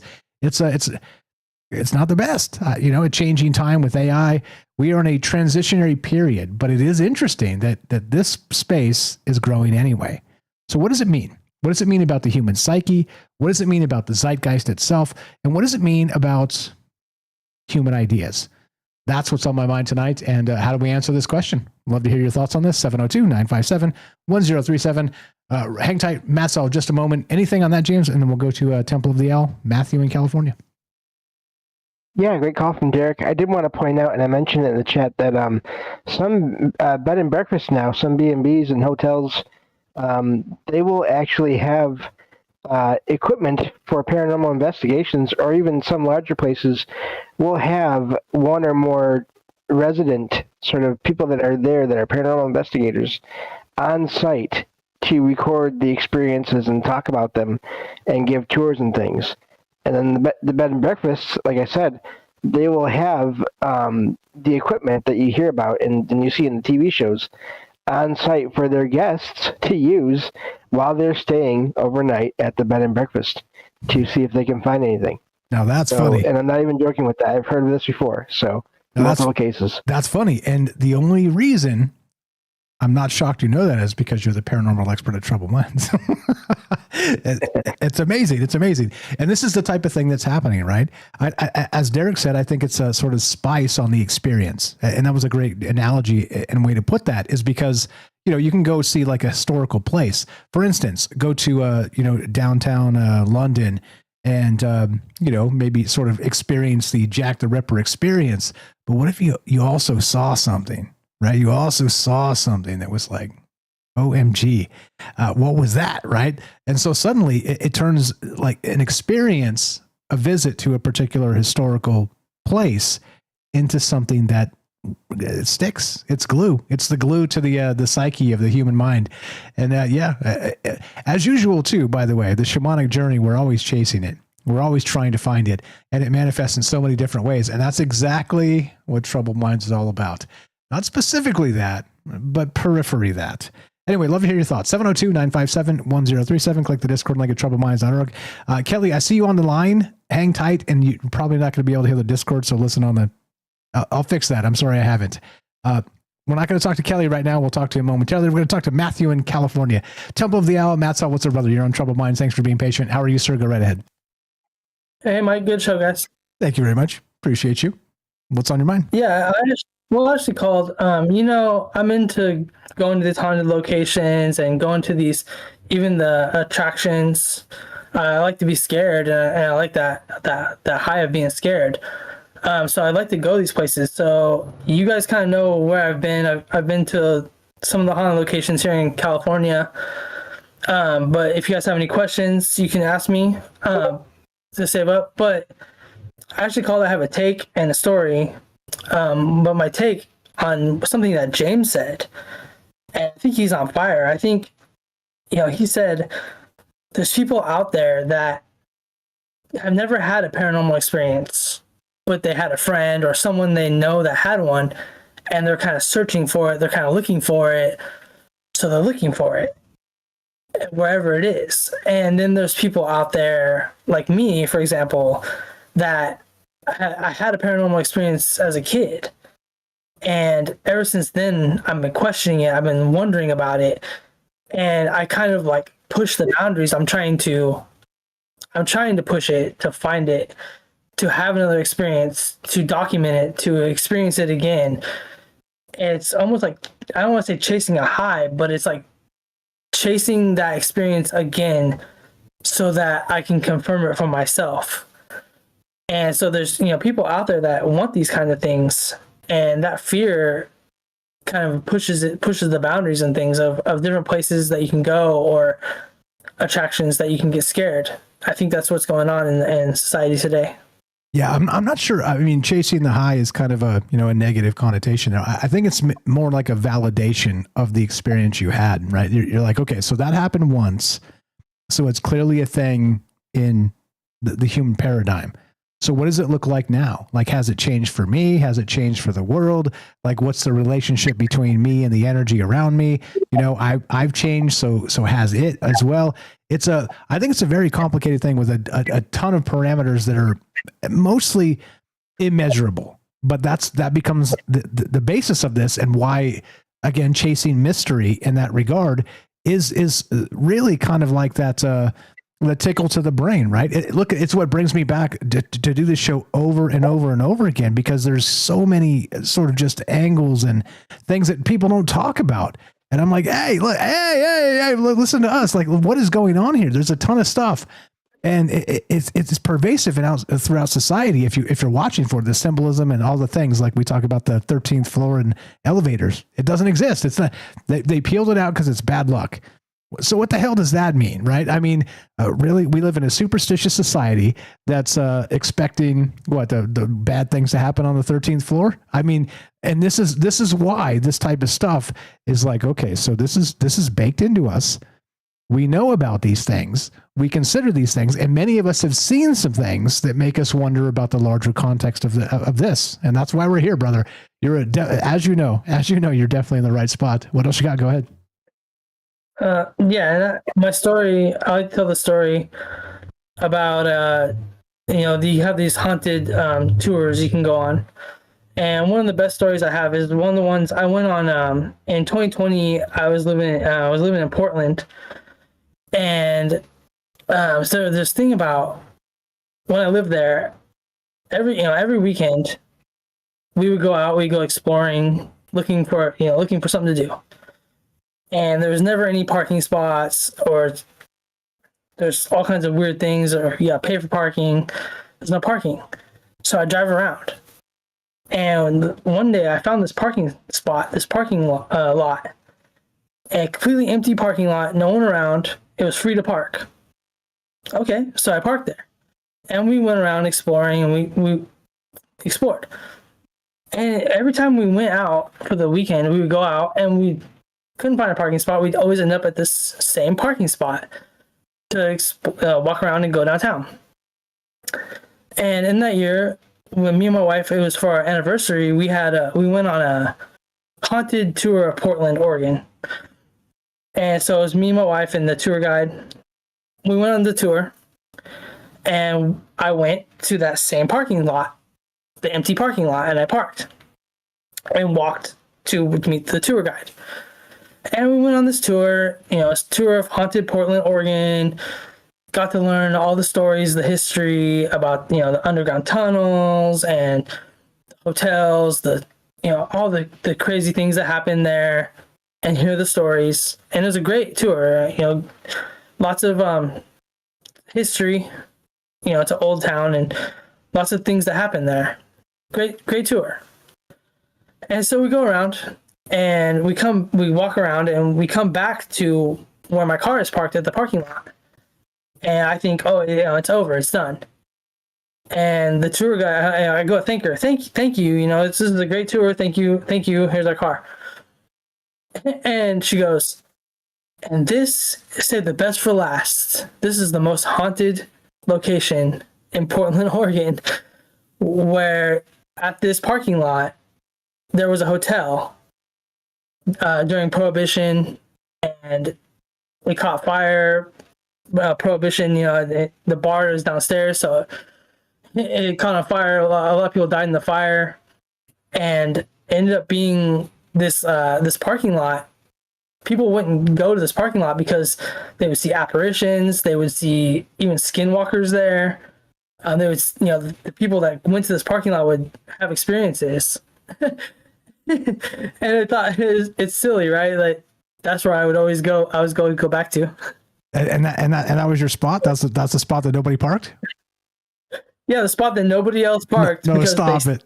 They knew, there. They knew and you didn't know, or whatever the energy. That's funny. But maybe again, I talk about the armor of God. Maybe you had some some actual protection against it. Maybe because of your background, maybe because of your mind space. So you didn't feel it, you didn't notice it, you didn't recognize it. But it is fascinating that comes full circle in that space. Well, now we know why the parking lot's empty. My goodness. Now we know why the parking lot's empty. I love it. Yeah, it's just good to talk about this stuff and learn about this stuff. Any questions you guys have for me? I'll let anybody else go. That was the only story I wanted to tell. But if you guys have any questions for me or drop it in the chat, try to answer, but I'll let somebody else go behind me if there's time. Anything for Matzo there, James? Yeah, that's amazing. That's all. I'm thinking too, I wonder if it goes back to that idea where you didn't have any experience there because you weren't aware of there being experiences that were had there. In other words, there may have been energy there, but because, again, like Derek was talking about, and like I've talked about before, because you were not told about this beforehand, there was no suggestion at all in your mind to even fabricate, possibly not you, but just to be wondering or confused about what's happening there, or there was also no energy for whatever may have been there to pick up on to maybe then manifest because you weren't aware of it. Yeah, man, that's one of my favorite tour stories. I've been to a lot of different tours, haunted locations, and I also like the haunted attractions. I do like that. I like that, being scared, so I think there is a thing there, the energy of it. And talking about some of the places, not actual haunted locations, but like the haunted attractions, like places they try to get you to go to and pay money to go to, and how some places here they have to have like a paramedic staff. They have to have paramedics on staff because people do get sick or have heart problems in these haunted locations. It's pretty crazy. Yeah, who said that earlier? That somebody, that was a Robert, right? That said that somebody got pulled out of a haunted house, had a heart attack, and ended up passing away. Yeah. I mean, look, these places, like, whether you believe this stuff or not, these places are charged. They're charged with, as I keep saying, human resonant energy. And so what does that mean? What does that look like? And how does it affect people? And sometimes, look, if you're a materialist, cool, then it's in your mind. But still, that resonant energy and the stories, again, the most powerful technology is storytelling. Shout out Brian Johnson, the weirdo on Twitter X. But that's the point, right? Is these stories live in our head rent free and even terrify us to the point of demise.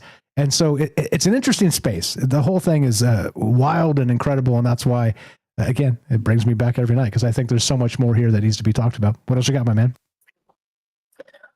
Yeah, I just like to say I like it. I can see how other people like it, and how the tourism, how, and some of these things. And let's go on this real quick. Let's talk about Matt Rife and how he bought the Warrens' house, and things like Zach Bagans' haunted museum. You know, I've been there. What I was thinking is, like, so these people, they don't own the objects, they house them. And people like the Warrens, you know, they were taking these haunted objects off the streets pretty much. They weren't collecting them because they wanted to. They were taking them away from people so they don't cause harm to other people. And they built these museums. You have the Zach Bagans Haunted Museum in Las Vegas, and you have the Warrens Haunted Museum that Matt Rife bought. And I think about, you know, who's like, I don't know, how responsible for that. Like, when they passed away, like the Warrens passed away, who's next in line? There should be some sort of like hierarchy to like house those objects that work there. Like, and I think about things like, go ahead. Like pass it on to the next wizard is all I want to say. Yeah. Well, I think about things like Zach Bagans. You know, he doesn't have any kids. He's getting older. You know, in a couple years, you know, how many years he passed away. Who's that go to? Is it up for grabs? The highest bidder? Yeah. You know, how does they hierarchy that? Go ahead. I know who it goes to. It goes to Peter Thiel, so we could do another talk on the Antichrist and have all the props live while he's doing it. That's what it goes to. It goes to a billionaire, right? A billionaire collector. I mean, and you've got a good point. You make a good point. Is that, imagine collecting all these, you know, quote, haunted artifacts. Again, if you believe it or not, the stories resonate.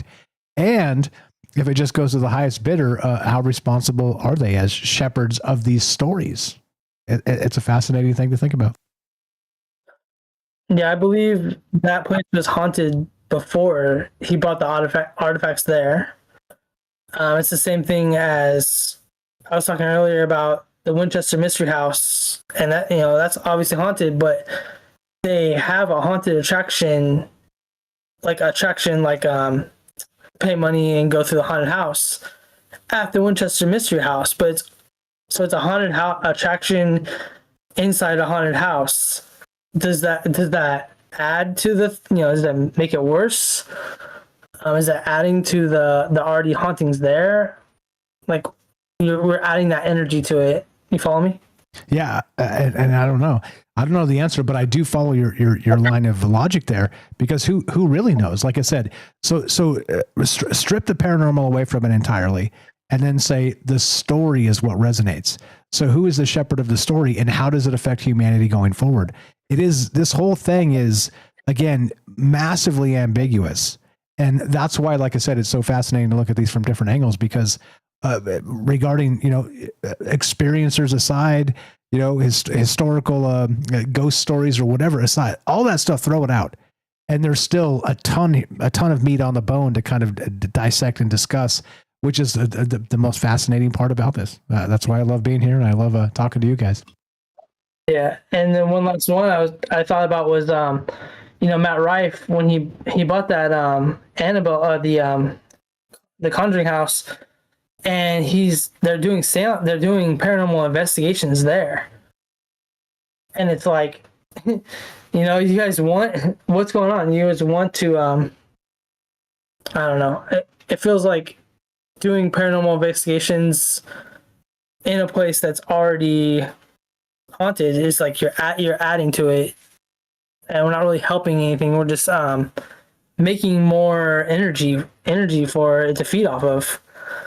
I don't know. There's a lot of stuff going on in this story. Sorry, I'm all over the place.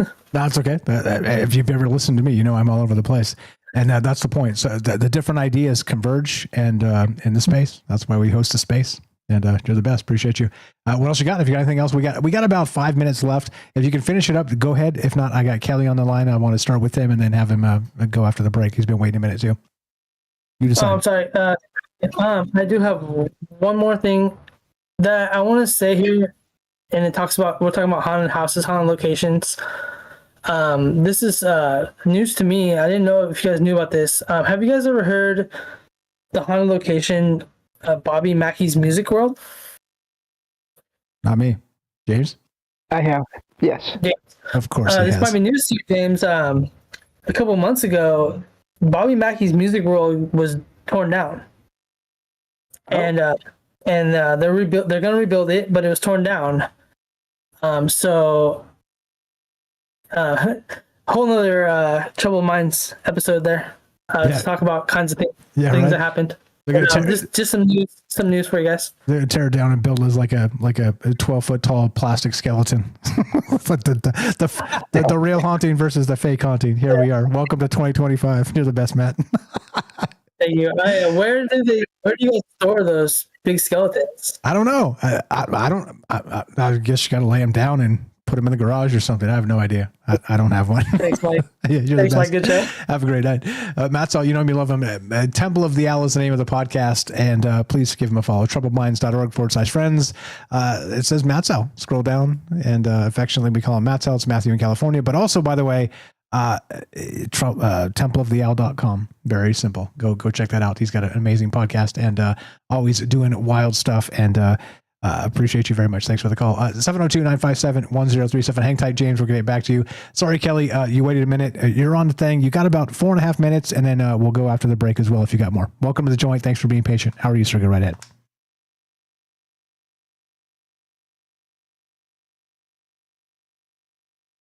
Kelly, are you there? Is this broken? I can't hear you, Kelly. Oh my goodness. How do I fix this? Okay. Can you do Discord? Because I can't hear a word you're saying if you're talking. And I assume you are. Test.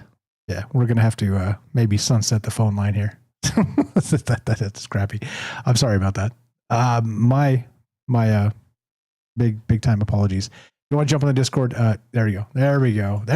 I got you, buddy. We got Kelly. Thanks for being flexible. Welcome to the joint. Go right ahead, sir. Can you hear me? Loud and clear. You sound great. Oh, that was no problem. I didn't mind waiting anyway. I'd like to hear some of Matt's stories he's got. Right on. Appreciate that. Go right ahead. It's about 3 minutes, and then we'll hold you after. What you got? I just wanted to add some things to it, like for Halloween anyway, you know what I mean? Let's just go with that real quick. I don't know. For me, it just like the whole thing is almost, it's kind of sad in a way how they turned everything around with it and, made it like more of a macabre holiday and stuff like that. Because it's more of it's a day of remembrance for the dead, right? And that's originally what it's for. But, and a lot of cultures do different things, But it's like the end of the harvest is October 31st, and then November 1st. In some places they call it All Saints Day, but like in Mexico, De la Muertes, right? So they, celebrate their passing of some family members. But you have like it's not exactly in October, but it's in the same time frame as I kind of posted that on Discord. But it's around August. It's in Indonesia. It's Maneme. Right, and they bring out their dead and they dress them up, redress them in new clothes. It doesn't happen every year; it happens every 3 to 5 years. But they pull their bodies out, they redress them. I mean, the bodies are all rotted; you can see them. You know, they're all family members. It doesn't matter, babies or old people. Everybody that had passed away, you know, they pull them out, and it's a celebration. It's really, to them, it's an honor, you know, that they get to do that. And so it's, it happens. Yes, it does happen around the same time as, like, the harvest, right? The end of the year, everything like that. It's just, I think it's more of a celebration. I think, wish you were here, that type stuff. But, later on in the years throughout, that's where you get what we call this crazy Halloween that, is more macabre, more kind of scare you. And it's like Matt was saying, some people like, they want to have that, sort of feeling of, getting scared, the little adrenaline rush that people get, some people like that. Yeah, hell yeah. I mean, you like it as long as, like, the the knife is fake and it doesn't like it's good to do real knife damage. Like that's the type of stuff that we're talking about here, and we're drawn to it. It is, again, human energy. And even if, as you're describing, and you're spot on, by the way, it's a this time of year, this liminal space is about honoring the human cycles. It's about, again, remembering where we came from. And then, being cautious about where we're heading. That's the whole point. And if we don't do it properly, then, we end up with 12-foot tall skeletons in our yard. And sorry if you have one in your yard. I'm not making fun. I'm just saying I wish I had one too. We're out of time, Kelly. Hang tight. Going to get right back to you in a second. But appreciate you being patient. More with Kelly coming up, and more with James as well. And thanks for bearing with the technology. It is completely my fault that I screwed that up, because I keep meaning to fix it. I work a day job and I have so many things going on. So more from Kelly in Colorado, more from James and your calls as well. We're talking the Halloween Singularity, paranormal hyperreality. Why? Where? When? How come? 702-957-1037. Don't call the phone line because it's broken. Get us on Discord. Be right back. More Troubled Minds on the way. Don't go anywhere.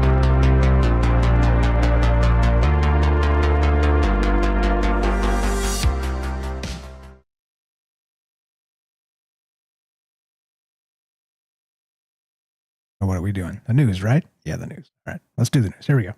Final news segment. Let's check the news. A new model based on recent dark energy results suggests the universe may collapse in approximately 20 billion years. This model proposes that dark energy is evolving with a negative cosmological constant and an ultralight axion field influencing the universe's expansion.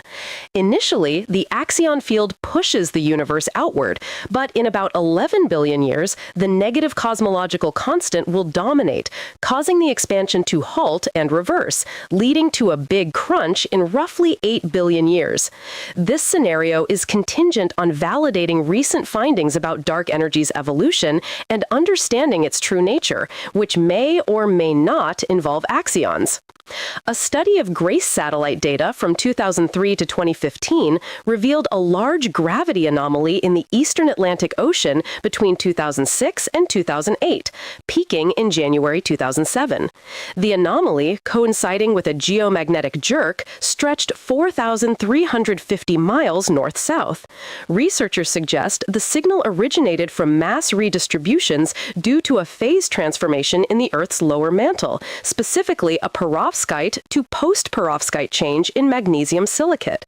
The study highlights the complexity of Earth and the need for diverse data and methods to understand its internal processes. Researchers have discovered that the drug Rapalink-1, similar to rapamycin, extends the lifespan of yeast cells by increasing the production of enzymes that convert agmatine, a compound made by gut bacteria, into other chemicals. This conversion indirectly affects genes linked to aging through the TOR pathway, specifically TOR1, which controls cell growth. While still in early stages, this research provides insights into how cells can be made to live longer, and may have implications for human aging and age-related diseases, including cancer. The researchers caution against using agmatine supplements for growth or longevity purposes until more research is done. Thanks for tuning in to the Troubled Minds Radio Network. You guys catch any of that? What the hell was that about? That's why I don't read scientific papers on the radio show, because that's what it sounds up and ends up being like that. Anyway, the news is great, though, because you can take a an article and synthesize it and kind of break it down and pronounce words that I can't pronounce. What's up, guys? You're the best. Thanks for hanging out and staying up late with us. And always a pleasure. Stephen England, I know I missed you. Who did I miss? If I missed anybody else, I know I missed somebody else. Yeah, great calls from everybody. You guys are all just incredible. Very, very smart and very, very conscientious about sharing the space and everything else. What's up, Sylvain? I see you there, buddy. How you doing? Derek, I see you in the chat. You guys are the best. Thanks again for being part of this. And final segment coming up. Thanks for staying up late. What's up? Oh, I want to read this. Oh, where was that? Can we find that? What was it? Terry said? Yeah, Terry said earlier something about like Satan or something. Like, can somebody find that and pin that back up, pretty please, if you'd be so kind? I wanted to read that on the air and it's gone now. But anyway, here we go. Troubled Minds coming up in about 20 seconds. More from Kelly, more from James, and your calls as well if you want to chime in. A final segment here, and thanks for hanging out. Thanks for being part of it. You make my world go round. I hope I do my part for you. And here we go. Troubled Minds right about now or so ish or whatever. All right, here we go.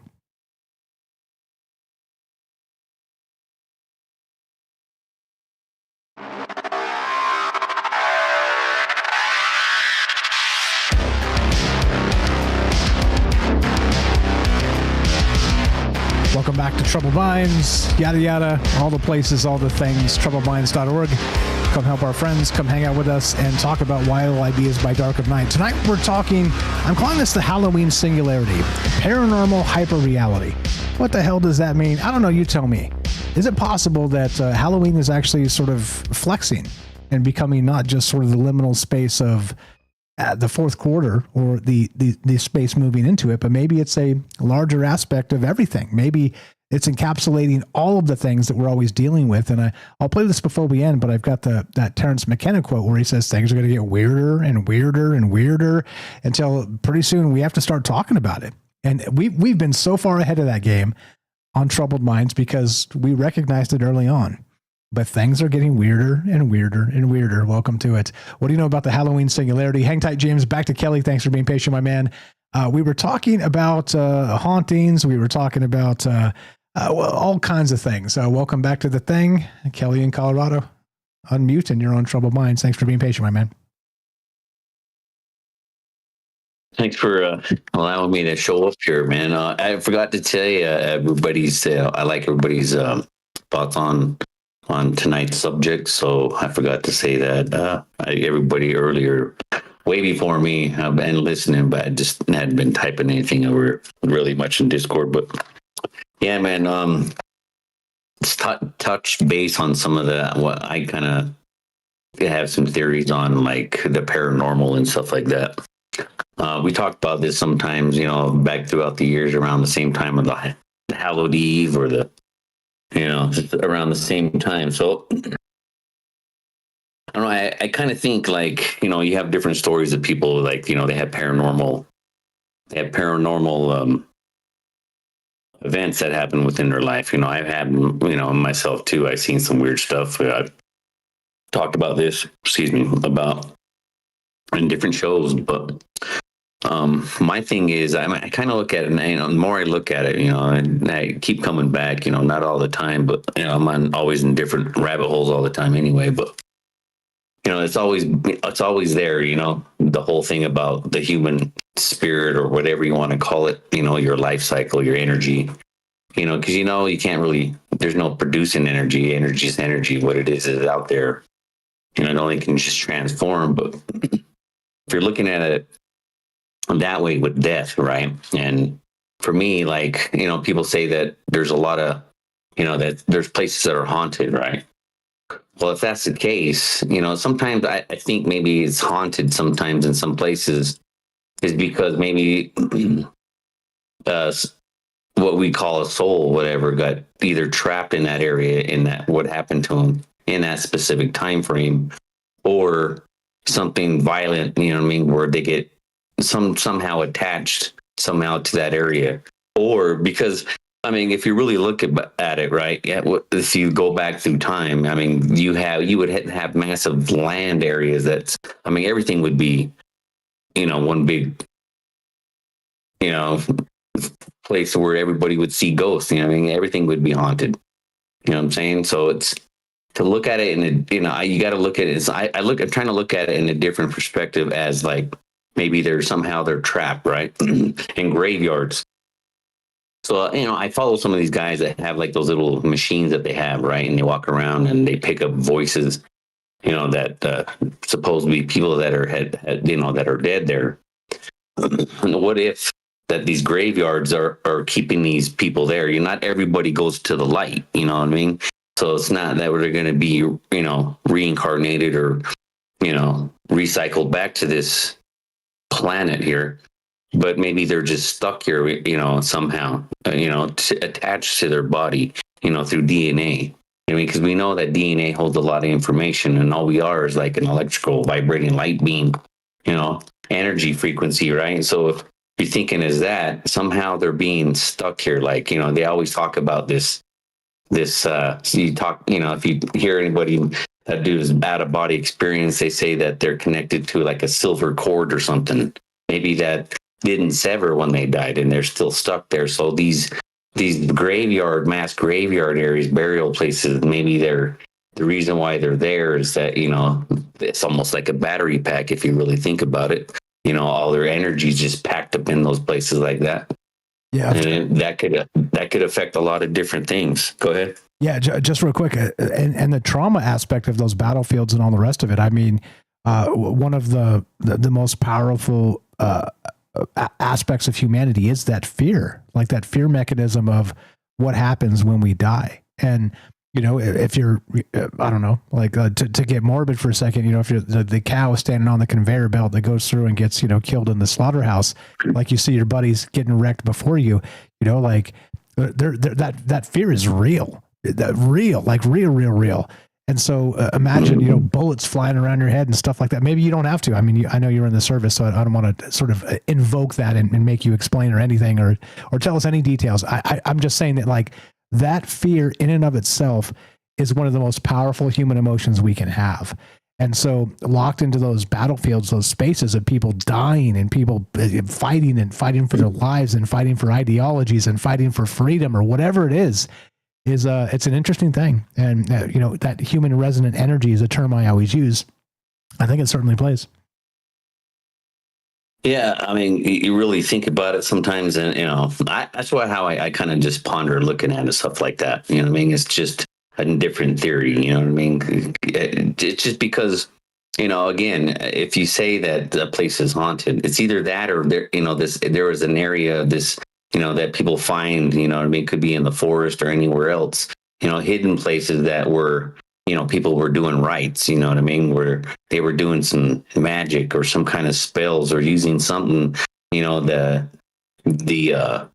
elementals around the area, or, that type of energy still being used or trapped there as well. But like, as for saying that it's, because, another thing I want to bring up is like, okay, so, I have seen some apparitions or whatever you want to call them, right? Energy, like, I guess something, but I've seen something, right? It was a little girl and this old man 2 different times, but I kind of look at it, okay, so if that's the case, people see things, but when you start getting things into, like, people say they get in touch by these things or physically harmed by these, something like that. I believe that's something different. I believe that's something that's like, it's even talked about in the UFO fields, that these things are like, a trans-dimensional or from a different dimension or vibration, like Toth would say. That those things are, because that's what you get with like the shadow people or these shadow beings, where they can, transform. They're like shape-shifting things, where they can move across and they're just, kind of like on was that movie, where they just like, oh man, I don't want to go into movies right now, but yeah, where they're just, where he's running and he looks like the background, you know what I mean? But if it's something like that, because you even talk about, like, what's interesting is where, I'll give you one story. What's a very weird story is that there's a papyrus that's found in over in England, right? It's in a museum. I think it's owned by Rockefellers or one of the families, right? But it's a papyrus that's owned by them, and it talks about how this guy named Yeshua, right, aka Jesus, but they were saying the whole reason for the kiss, right? Everybody talks about the kiss in biblical terms, but they say the reason for the kiss is not only to target him, is because he was a shapeshifter. He could be his original, like the skin he stands in is black, and they say it's not like black person. They're saying it's like black, like night. But he's also a shapeshifter. He could be an old man, a little girl, a young boy. He could even change different colors, of different people. He can even be plaid if he was running next to like a cloth or whatnot.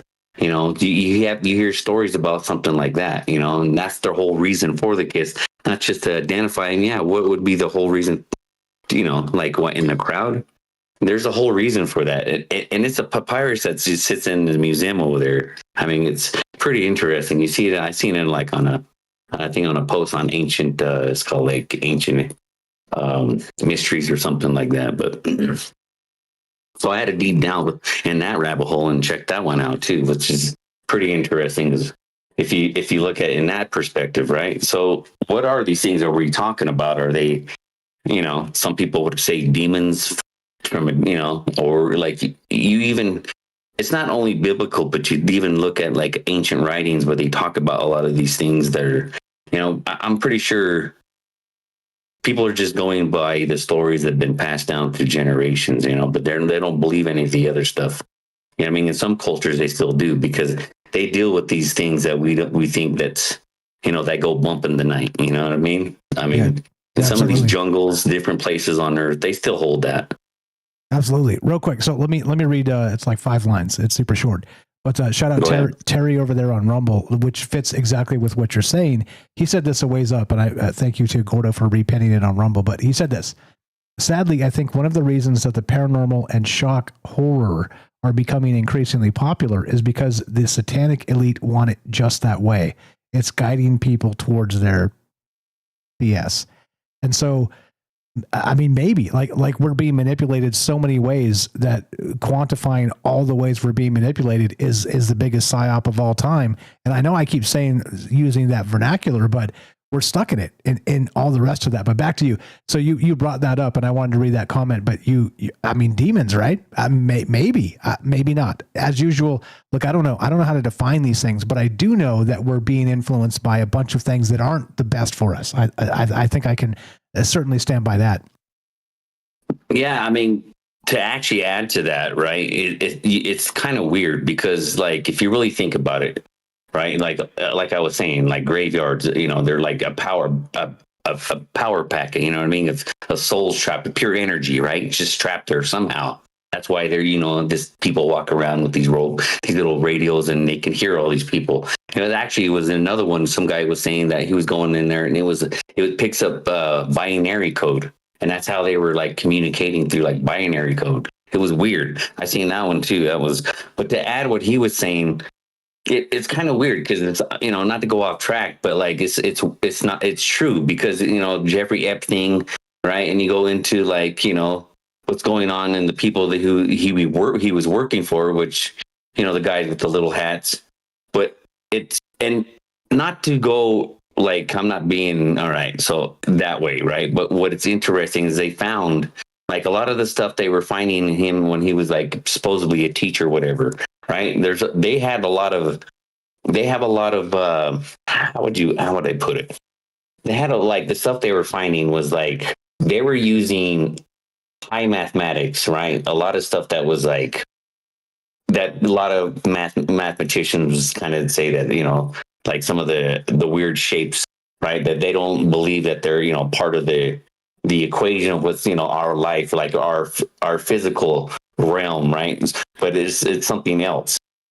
So, but they were messing around with all that stuff. You know what I mean? They're like they know that how to use that, trap that energy, use that energy, the fear, all that stuff like that. Now, and that's how I see with like people, they're pushing people towards cities. And if you look around towns and cities, small towns rural towns now that everything they're throwing up, it's not homes anymore. And if it is homes, it's industrial homes. They're like all packed together. They have no backyard, or it's straight up apartment buildings. Right. And it's the same thing. They're using, it's like everybody's a big battery pack. And if they get everybody on a fear and all that energy is being used, it's being trapped somewhere.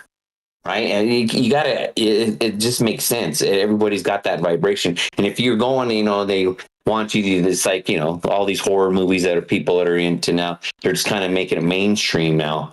But, you're releasing, because I remember like when I was a kid and seeing like The Exorcist. And the fear that I was, that movie came out, like because I was a young kid when that came out. Same. But the fear that was pushed out of me, I mean, you could almost feel like that energy leaving you is how scared that, that you could get, I mean, just something like that, and that's what, I'm not going to conspiracy theory. You can go to all kinds of conspiracy theory with that too. But I don't think it's conspiracy theory, man. I think it's just a theory that it's like anything else. I mean, we are, like I said, we are all energy vibrating frequency light beings, And if we're giving that out and you're trapping everybody in a city, that's where they're pushing everybody at. And that's where they're even can tell you that the world's overpopulated, and which it isn't, because I've been around the world. Believe me, there's plenty of space for everybody around here. Anyway, not to get off track with that, but again, man, yeah, like, I don't know. I just feel like, again, we're that energy, and somehow this, those people may be trapped or didn't turn to the light like they like they want you to, or there's something that is so profound in their life that they wanted to stick around. You don't. We really don't know about the other side. People can give their opinions and their theories and stuff on it, but until we really.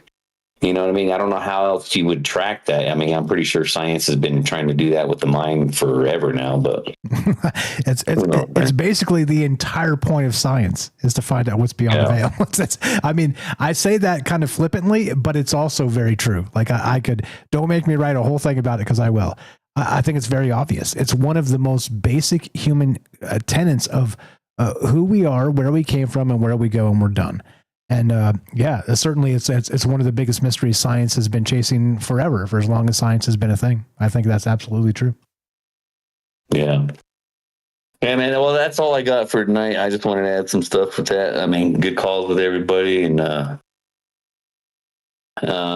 soon we'll have the Hallowed Eve, man. The closer we get. It's a good show tonight, Mike. You guys have a good evening. Appreciate the call. Tell Michelle we said hi. You guys be blessed, and we'll talk to you soon. Appreciate the call. All right, man. Have a good one. Take care. You too. That's Kelly in Colorado. We love him. Look, like I said, shout out Joe in Florida. The second guy to ever call and call back. The first guy to ever call and call back was Kelly. He's literally been a good friend for a very long time, years and years and years. Just considering all these wild ideas, sharing the space of our minds together, right, wrong, or indifferent, and recognize how we talk to each other. There's, sometimes there's truth, sometimes there's not. There's a ton of ambiguity, and that's when a good conversation really takes place. Appreciate you, brother. Fire stuff.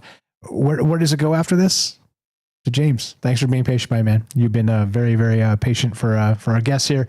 And what do you got on any of that? You had a tale you wanted to share, or if you got anything else you want to bump that instead, you tell me. Thanks for being patient. All yours. Go right ahead. Oh, no problem. Great calls from Kelly and Matt Hall and everybody tonight. And I just wanted to say real quick regarding Kelly's call. Yeah, all those things he was talking about, all those are options, possibilities as to what is going on. And I also do think, based on Kelly's comments and from Terry that you read there in the chat, I've been saying this for a long time. When it comes to the media, the big networks, the big entertainment networks, all those things, paranormal is supposed to equal evil. That's the big narrative they push. And never mind that there are people that have experiences that are neutral or positive. And that's one of the biggest problems I've had with the big companies over the years that use that narrative to make money because of the fear. But also, who knows? I mean, maybe they do want everyone to be afraid, and not just for the energy releases, and because some people do enjoy it. They want it. People in charge, in power, want that anyway. So that is a possibility. I do have a story, and but I will. If you have any thoughts on that, I can wait for a minute too. No, that's why we talk to each other. That's the whole point, is to kind of spread the ideas out and, recognize that we are being influenced by a bunch of things that are invisible, like literally invisible. And it's stories sometimes. Sometimes there is no human resonant energy. Sometimes we create it in our mind. Okay. And so just as a reminder that just because we cite this or cite that as part of the conversation, it doesn't necessarily mean it's God's honest truth, because I'm not sure what is. But there's a ton of options here. There's a ton of availability of conceptual bases. And that's the point. So what are we missing? How does this work? How does it fit the past? How does it fit the future? Welcome to 2025. Love to hear what else you got. Go ahead. Well, I guess I will end with my story here, and I will try to make it as brief as I can. But so when I was about 15 years old, my cousin was about 11. We would visit my grandparents all the time at their house. A lot of my family would. There was just people coming and going there all the time. And this one day we were there visiting, and we happened to go by the stairway leading up to the second floor. And we passed it. Then we stopped and we looked back because we saw something on the landing at the top of the stairs that before you turn left to go wrap around, basically. And it was an older woman in a blue dress with a white apron. And I believe, it was. I just had to double check in my own mind. But, and we saw this, and she was just standing on the landing there, and we could see through her and through the curtains at the window there. And she was just standing in place and smiling. And again, I'm legally blind. So I don't know how I could tell she was smiling unless there was some kind of communication, some kind of sense I was getting. I'm not even sure. But, and this is after we had our first experience at my cousin's house. But the difference was that first experience at my cousin's house, we were freaked out. This one, it felt fine. We didn't feel anything negative from whatever we were seeing. And so we had this experience a few times over the years. And eventually I told my grandma about that when I got to be an adult. And she was surprised. And she told me this. She, a couple times, she was in the house back before I was ever born, back when my dad and his siblings were all kids. And she was in the kitchen, and she walked away from the stove for a second to do something, and came back, and there was this woman in a blue dress with a white apron standing in front of the stove. And she was there, and then she was just gone. And my grandma saw her a couple times in the house like that, just there and then gone. Well, one day she was invited by the wife, the husband and wife that lived next door. The wife invited her over to visit.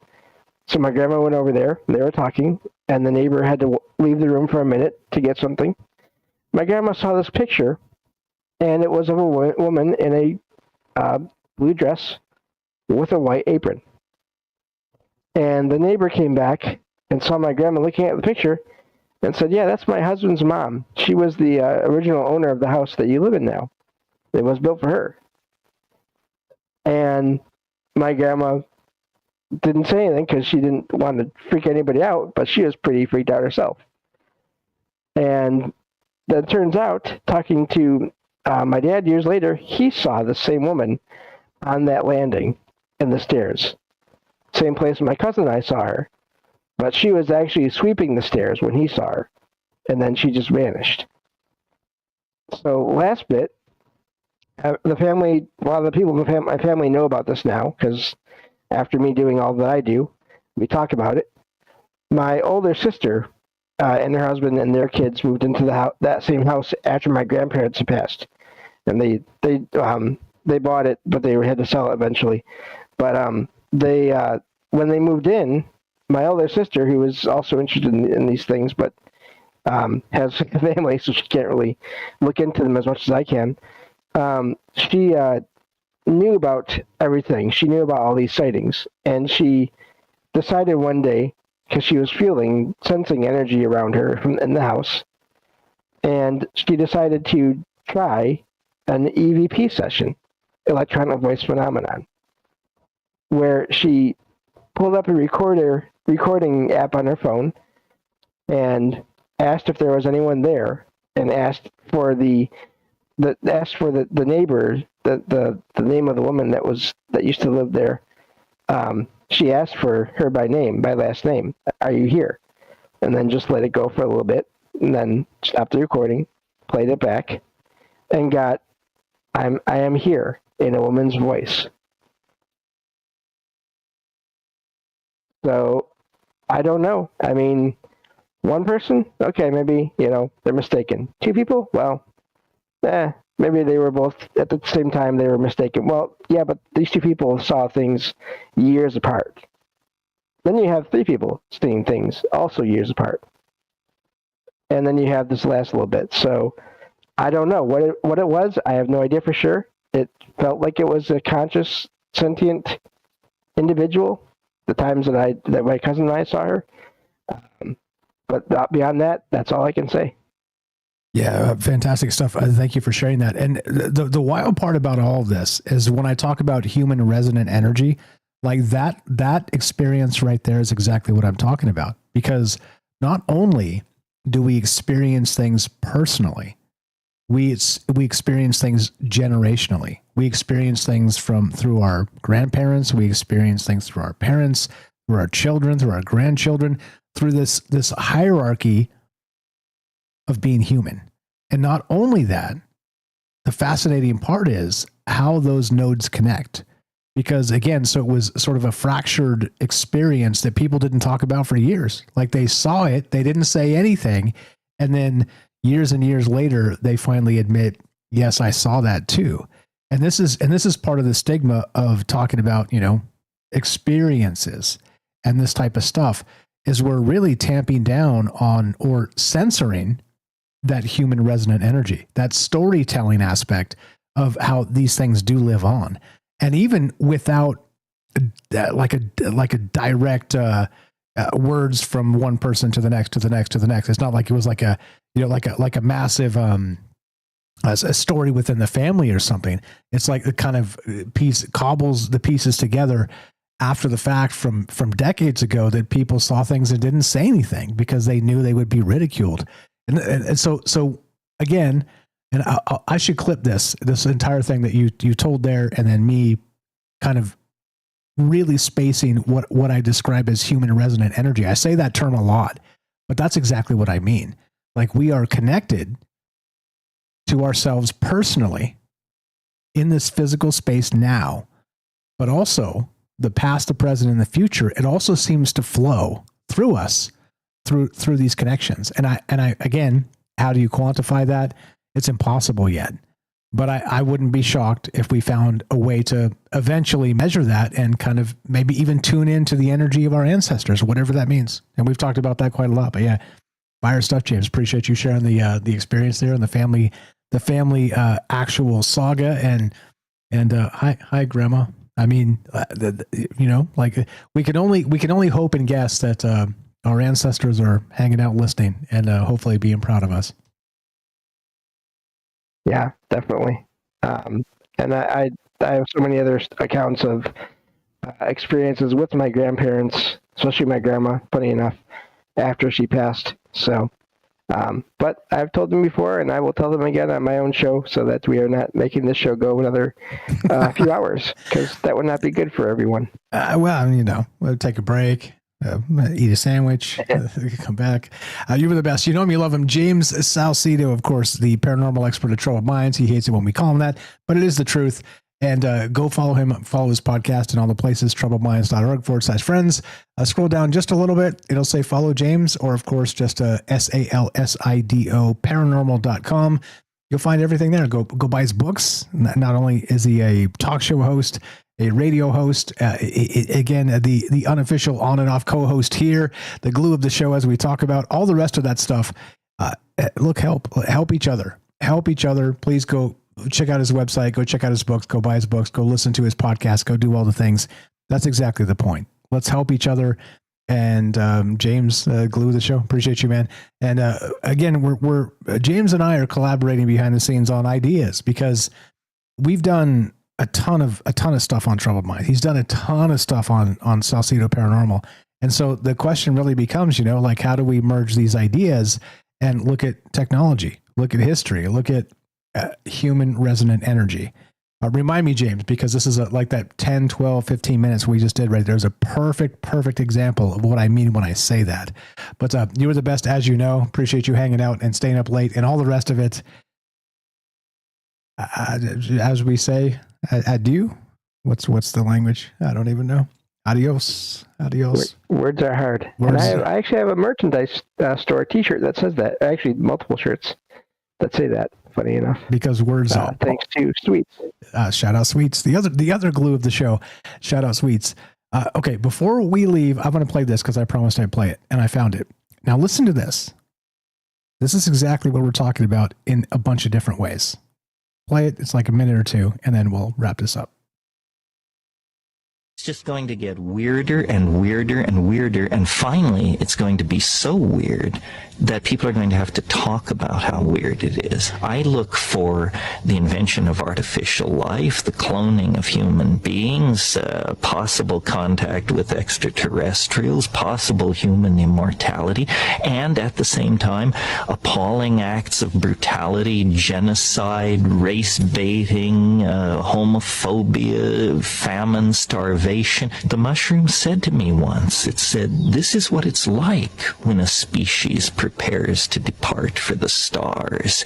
You don't depart for the stars under calm and orderly conditions. It's a fire in a madhouse." And that's what we have, the fire in the madhouse at the end of time. This is what it's like when a species prepares to move on to the next dimension. Agree or not, you got to admit, he was an interesting fellow. That's Terrence McKenna talking about basically where we sit. 2025 hyperreality. Things are going to get weirder and weirder and weirder until we have to talk about them. What comes next after that? We certainly got the talking about them lockdown. Thanks for being part of this. Thanks for caring. Don't forget to follow our friends at all the places. troubledminds.org/friends. Click the friends link on the website. A lot of people have contributed to this over the years. It's not just me. I'm a weirdo. My name is Michael Strange, and I'm a weirdo. However, there's a lot of other amazing weirdos out there that can see conceptual thought in fractals. And isn't that what it's all about? Help our friends. You know what to do. If you want to help us directly, spread the word.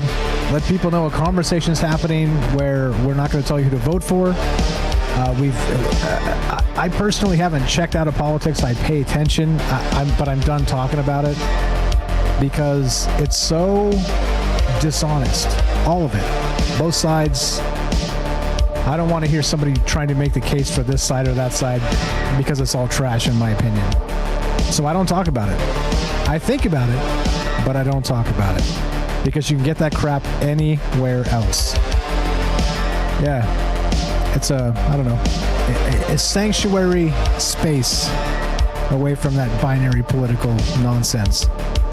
Don't forget, there are ideas out there that will never die. And it's up to us to foster those ideas and press them forward through inspiration to the next generation. That's my hope. That's it. That's the hope that I have. Is that something one of us said will inspire the next generation to help us make the best of humanity. That's that. If you want to help directly, troubledfans.com. Buy the hats, buy the shirts. I know many of you have, and I appreciate that so much. There's the AI music on there, the Rogue Tulpas album. You can find all that stuff at troubledfans.com.